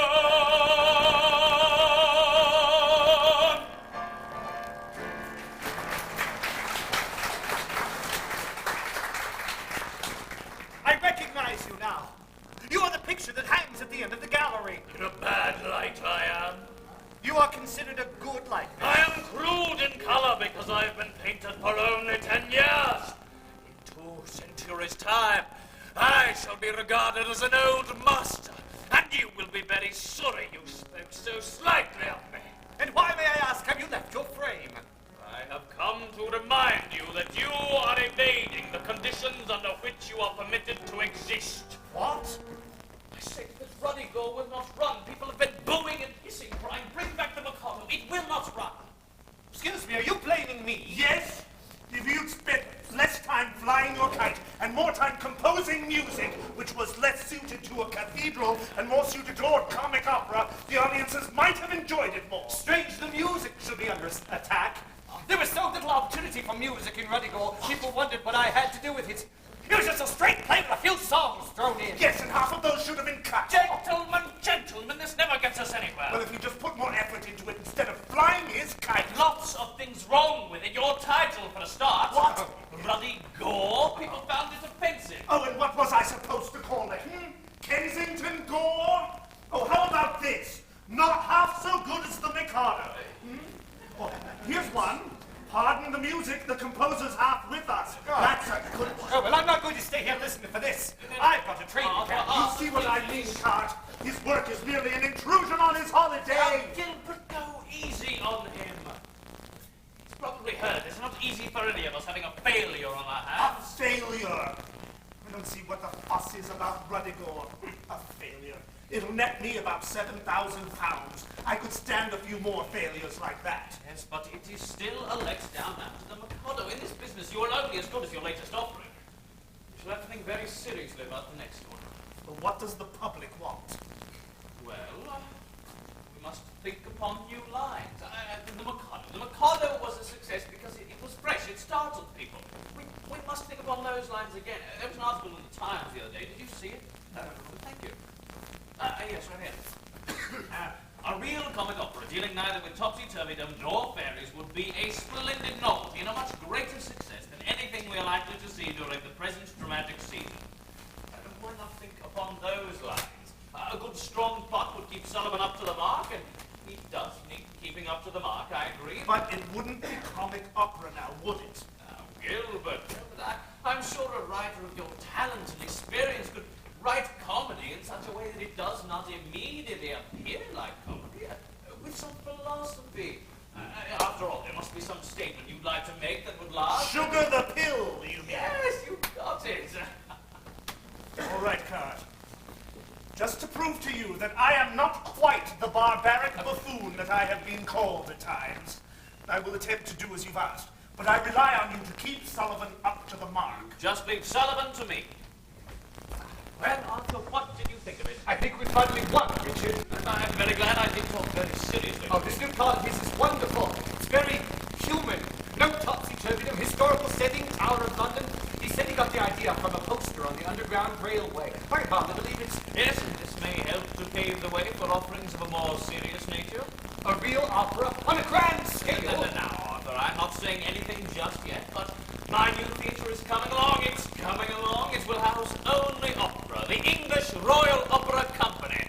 I need hardly say that I'm expecting great things from Sir Arthur Sullivan. Thank you, Richard. So, well, Gilbert on this one, shall we, just to pave the way? All right, I will. Do you know where he is? Up on Tower Green, I should imagine. As you say, Arthur, I think we've won. When a jester is outwitted, feelings fester, heart is led. Food for fishes only fitted. Jester wishes he was dead. Mr. Gilbert, this is a music rehearsal. I am aware of that, sir. You have no right to be here today, I'm sir. as much right as you, sir. Only with my permission. Come on, Gilbert, old man, settle down. You stay out of this cart and do your sums. Money is your game card. Confine your thoughts to money. Dare you, sir? This is impossible. Get me my coat. You stay here and earn your money. You don't need me. You don't need a musician. What you need is a barrel organ. Yes, and I've already got the monkey. What did you say, I sir? give up. Let me tell you, I'm entitled to some respect from you. I will give you respect when you behave worthily of respect. In 2 days' time, Sir Arthur will finally bring himself to speak to Mr. Gilbert. These shocks and disturbances are too much for me. Let's have no more of them. I'm too old. Nonsense. I am. I'm a ruin. You should see me by moonlight. Just put a twig of ivy in my hair and an owl under my arm, and Tintern Abbey has nothing on me. Gilbert, I must confess there's one song that has beaten me. I simply cannot set it. Well, if you can't set it, then cut it. Oh, no. No, the words are too good. We can't lose it. Which one is it? It's the one with the Haiti chorus. Oh, that's a bugger, that one. Look, I know I've always asked you to keep your ideas for tunes to yourself, but in this case, do you think you can give me a clue? Well, I'll tell you what I got the idea from. It's something that I've heard the sailors singing down in Cornwall when I've been there on my yacht. I think it's an old carol. It goes something like this. I have a song to sing, oh. Sing me your song, oh.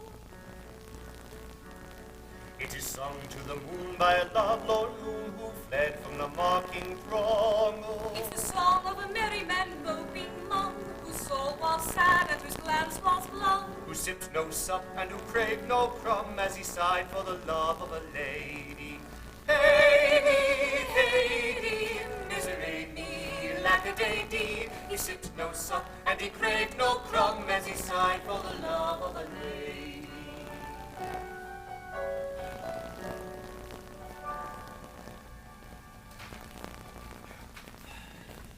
What? A cipher. Let me see that. Except for the choral rehearsals and the 2 orchestral rehearsals, I am a cipher in the theatre. They are Gilbert's pieces with music added by me. And unless a change is made, I should like to give it up altogether without all the confounding... Calm down. Calm down. Where is he now? The Riviera, leaving me to do all the real work here, and he says he's the cipher in the theater. Well, what does he think I am? The bloody doormat? Doesn't he realize that I have sacrificed my ambitions for these operas? I'm a serious dramatist. I find comic opera distasteful. It no longer suits me. All right. Do both. No! I've been a slave to comic opera too long. I'm not going to spend any more of my life clothing stock characters in music. Well, I am not having my plot, my words drowned in music. Comic opera's bad enough, but it's still all sullen. For 12 years, I have sacrificed my music to your words. Sacrifice! Have I not sacrificed myself to you? Well, I am sorry if you have been forced to efface yourself in our association. But if you have suffered in silence for 12 years, then you have no one to blame but yourself.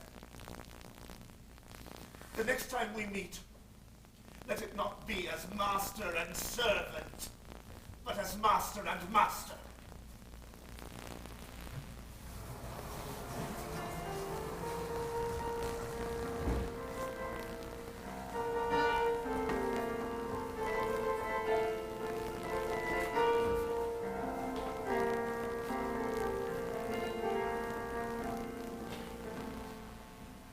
As the country is in a state of insurrection, it is absolutely necessary that you assume the reins of government at once. And until it is to be decided which of you shall be king, I have arranged that you shall rule jointly, so that no question shall arise hereafter as to the validity of any of your acts. As one individual? As one individual. Like this? Yes, that's how it should be.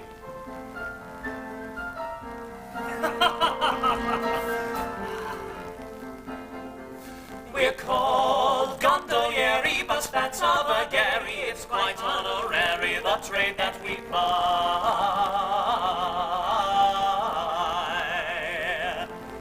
For gallantry noted, since we were short-coated, to beauty devoted, to Sarko and I.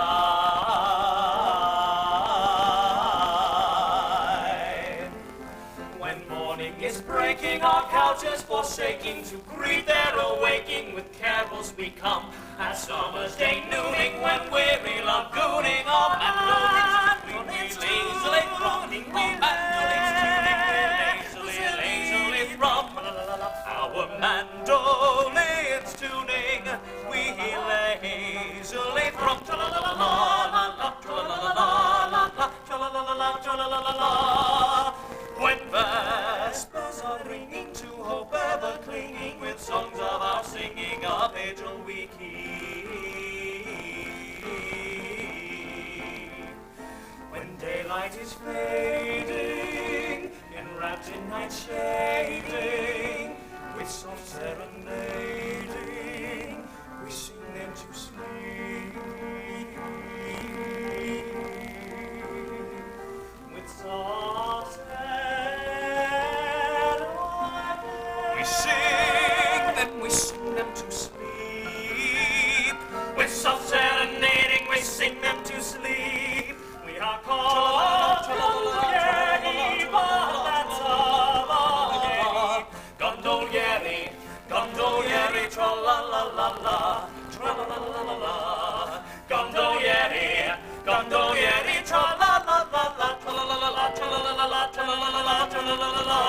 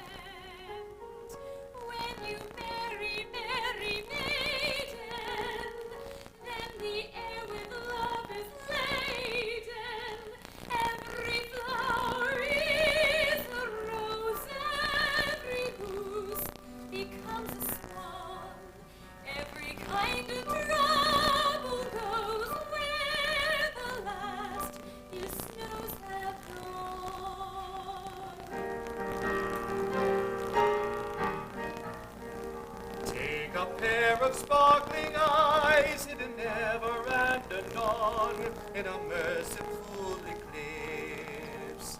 Do not heed their mild surprise, having passed the Rubicon. Take a pair of rosy lips.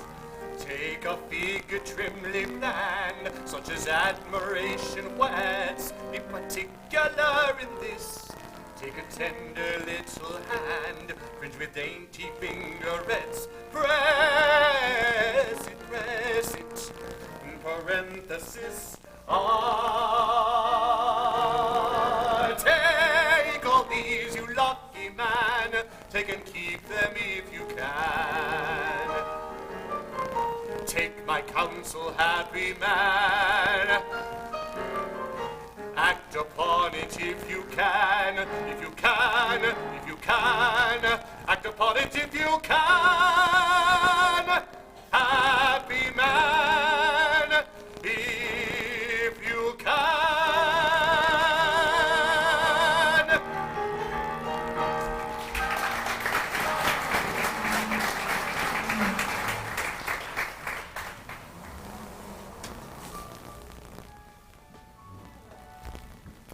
And after a successful opening of the gondoliers, Mr. Gilbert will write to Sir Arthur Sullivan. I must thank you again for the magnificent work you have put into the piece. It gives one a chance of shining right through into the 20th century with reflected light.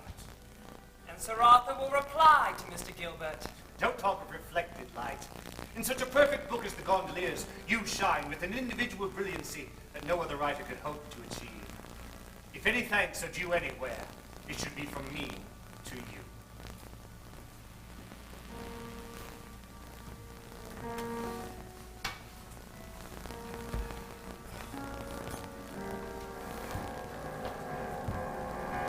Carpets!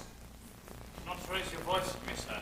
500 pounds for bloody carpets! And do not swear. Just explain these accounts. They are preliminary expenses for the gondoliers. I don't see where carpets come into Just it. look what you spent on sets and costumes, and you never consulted me. I never complained. That is beside the point. I don't expect to be stuck for bills which have nothing to do with me. Like 500 pounds for front of house carpets. If you will look carefully, sir, you will notice that it is not 500 pounds, but 140. That is beside the point.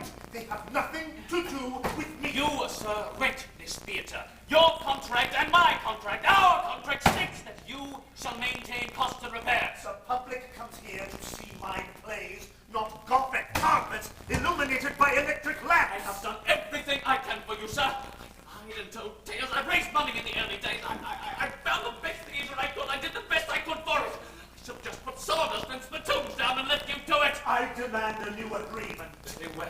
I shall raise your rent from 4,000 to 5,000 pounds. Then find yourself another author. That is understood, sir.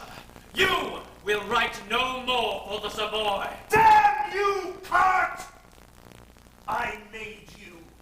You kick away the ladder by which you climb. Get out of my office! 500 pounds for carpets. We'll battle it together. Gilbert, I'm ill. I don't want to fight anyone. Just want to be left alone to work in peace. Cannot be left to work in peace while he builds an empire at our expense. I don't see the point of destroying everything we've worked for a carpet worth 140 I shall pounds. take you to court, sir. Do so. Please, no more of this, I beg of you. This whole wretched business is making me ill. I can hardly work. We're making complete laughingstock of ourselves. The company is falling to pieces. There is a principle at stake here, Sullivan. This man is nothing but a bloody capitalist. It amazes me, Gilbert, how you can throw that word at me with such impunity. You, sir, are a born capitalist. How much money have you made in the past 2 years? I've earned And it. you have used others to earn it for you, which makes you a capitalist like me. It's always amused me, Gilbert, how in your plays you've come out against the moneymakers, you've supported the poor and downtrodden, and yet you have used everyone for your own ends. You wouldn't even dream of being an actor in your own company, anything like what he is worth. Oh, yes. And the new house of yours in Grim's Dyke. How many servants will it employ there? 40 or more, I'm And told. how many servants do you have? How much You, money have you sir, made? we are talking about you. I want to talk about you! Please, stop it, both of you. You, sir, are an exploiter. You've exploited me, and you've exploited him. Have I exploited you, Arthur? No. I see. Yes, now I see. Very well, Cart. I give you notice. You will not perform any libretto popularity of mine after Christmas of 1890. In fact, after the withdrawal of the gondoliers, the combined works of Gilbert and Sullivan will be heard no more. So be it. And all for £140. Gilbert will take Hart to court and put in an official receiver to check the account. There will be 2 more Savoy operas. Both will fail. Both will write with other collaborators. Both will have less success. Gilbert will eventually stage his lozenge play. It will have 229 performances. Sullivan will realize his dream, his opera Ivanhoe, at Cart's new opera house. But it will play only 140 performances. Although Queen Victoria suggested that he write an opera, she will not actually go to see it. But she will call for a private performance of the gondoliers at Windsor Castle. As for the Royal Opera House, Cart's great ambition, it will become the Palace Theatre, home of musical comedy. Gilbert's gout will get worse. Sullivan's kidney disease will make him weaker. After the 21st birthday performance of The Sorcerer, both will enter from opposite sides of the stage, bow to one another, speak not a word, exit the theatre separately, and never see each other again. November 22nd, 1900. Finally beaten by the kidney disease that has wrecked his life, Sullivan will die. Mrs. Ronalds will be just too late to be with him in his final moment. On Queen Victoria's order, he is buried in St. Paul's Cathedral. As the procession passes along the embankment, Doyle Cart will drag himself from his sickbed to see the last of his old friend, and he will have to be carried back to bed. Where 4 months later, he will die. Gilbert will live on into the 20th century. He will become notorious as a justice of the peace. And an even more notorious motorist. And in 1907, 24 years after Sullivan, he will be knighted. 29th May, 1911. He will go to the rescue of 2 girls who are swimming in his lake. And he will drown. He always said he wished to die on a summer's day in his own garden. He will leave over £100,000. Sullivan will leave less than £50,000. Richard Doyle Cart will leave over £200,000. But throughout the 20th century, their fame will rest on their operas, which will sweep the world, playing in every opera house in every town, and their songs will be the best-known songs. I must thank you again for the magnificent work you've put into the piece. It gives one a chance of shining right through into the 20th century with reflected light. Don't talk of reflected light. In such a perfect book as The Gondoliers, you shine with an individual brilliancy which no other writer can hope to attain. If any thanks are due anywhere, they should be from me to you.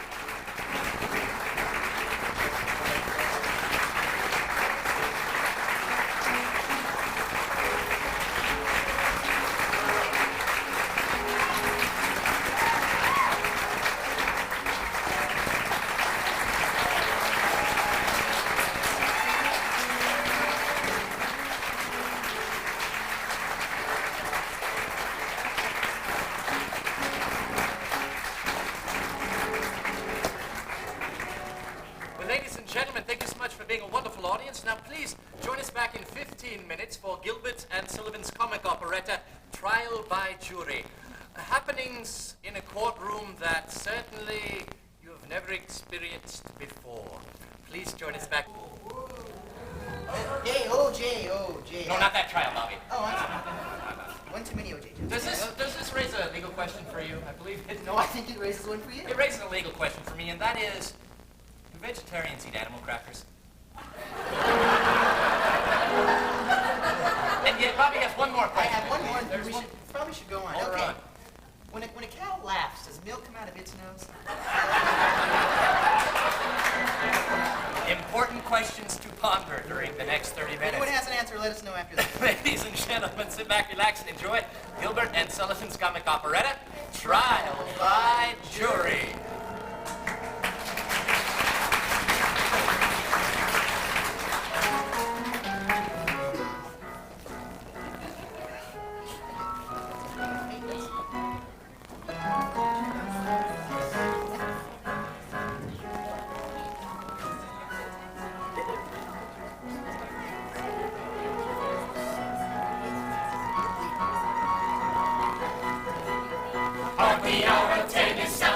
hearts with anxious fears are bounding, all of justice crowds surrounding, breathing hope and fear. For today in this arena, summoned by a stern subpoena, Edwin sued by Angelina, shortly will appear. For today in this arena, summoned by a stern subpoena, Edwin sued by Angelina, shortly will appear. Edwin sued by Angelina, shortly will appear. Hark, the hour of 10 is sounding, hearts with anxious fears are bounding, all of justice crowds surrounding, breathing hope and fear. For today in this arena, summoned by a stern subpoena, Edwin sued by Angelina, shortly will appear. Hark, the hour of 10 is sounding, hearts with anxious fears are bounding, all of justice crowds surrounding, breathing hope and fear.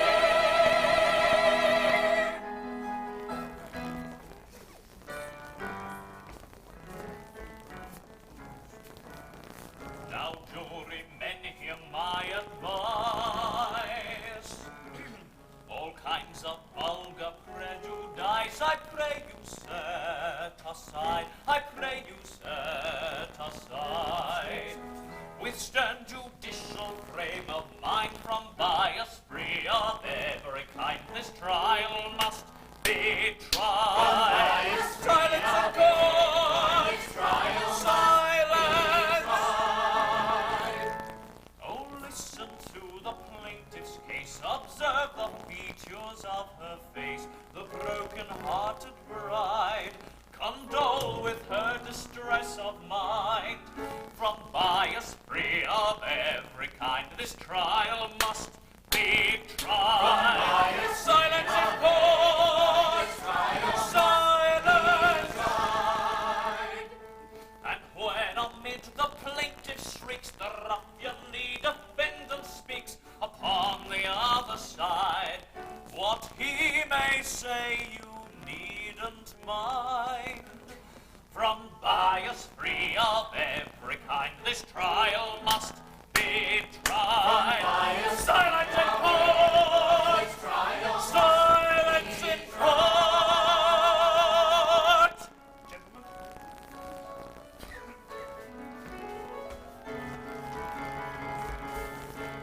Is this the court of the Exchequer?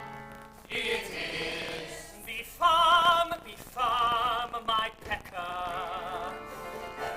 Your evil stars in the ascendant.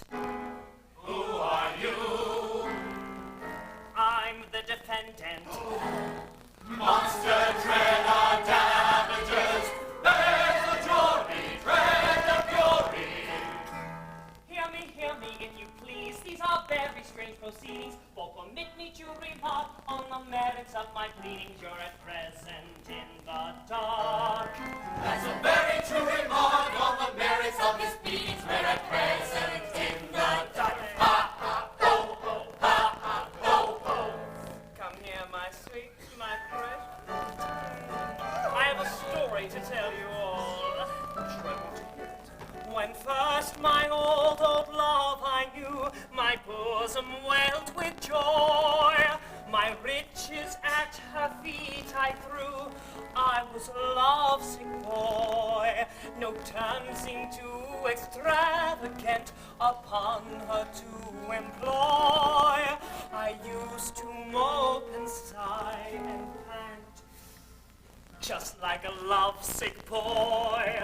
Tink-a-tank, tink-a-tank, tink-a-tank, Tink-a-tank, tink-a-tank, tink-a-tank, tink-a-tank, Tink-a-tank, I used to Tink-a-tank, mope and sigh and pant, just like a lovesick boy. Tink-a-tank. Oh, don't hide it under a bushel, love, no.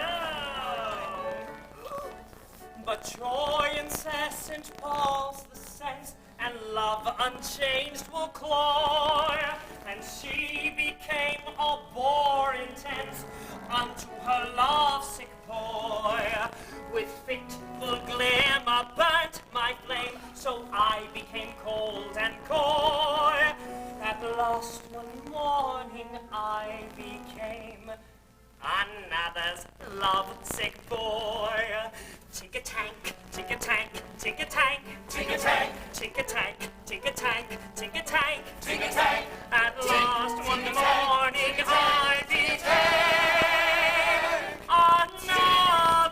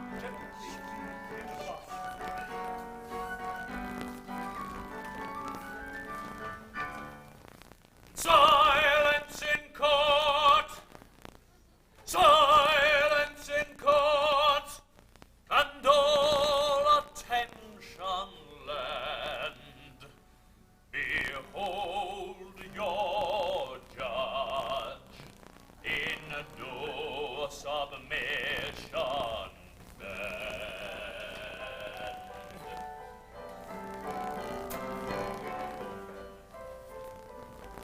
Oh, hail, great judge, to your bright race we never grudge ecstatic praise. All hail, all hail, all hail, all hail, all hail.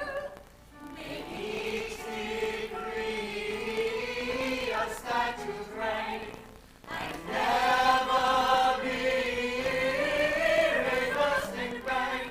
All hail, all hail, all hail, all hail, all hail.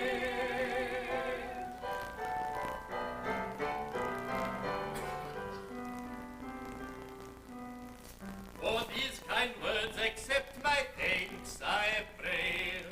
A breach of the promise we've to try today. But firstly, if the time you'll not begrudge, I'll tell you how I came to be a judge. Tell us how we came to be a judge, I'll tell you how. You tell us how. I'll tell you how. Tell us how we came to be a judge. Let me speak. Let him speak. Let me speak. Let him speak. Let me speak.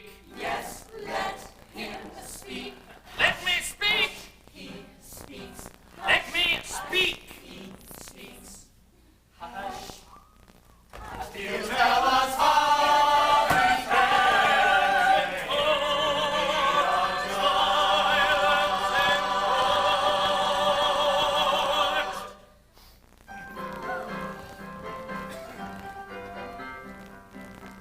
When I, good friends, was called to the bar, I'd an appetite fresh and hearty, but I was as many young barristers are an impecunious party. I'd a swallowtail coat of a beautiful blue and a brief that I bought from a booby.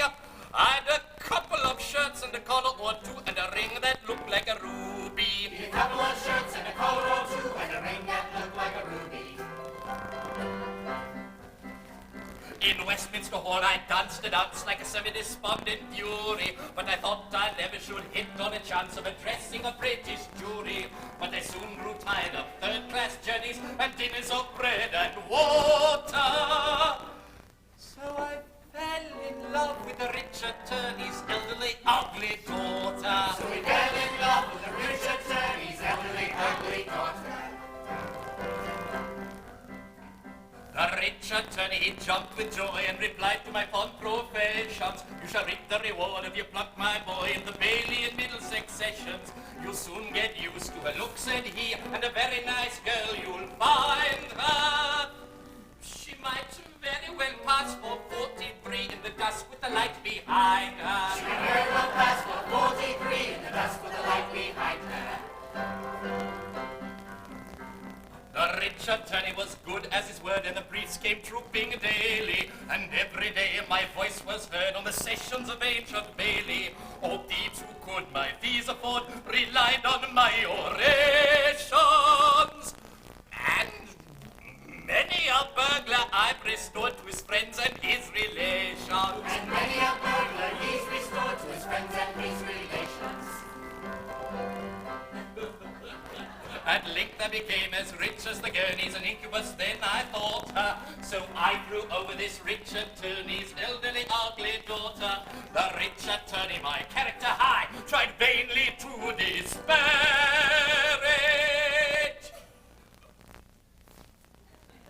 And now, if you please, I'm ready to try this breach of promise of marriage. And now, if you please, he's ready to try this breach of promise of marriage. For now I'm a judge. And a good judge too. Yes, now I'm a judge. And a good judge too. Though all my lobby fudge, still I'll never, never budge.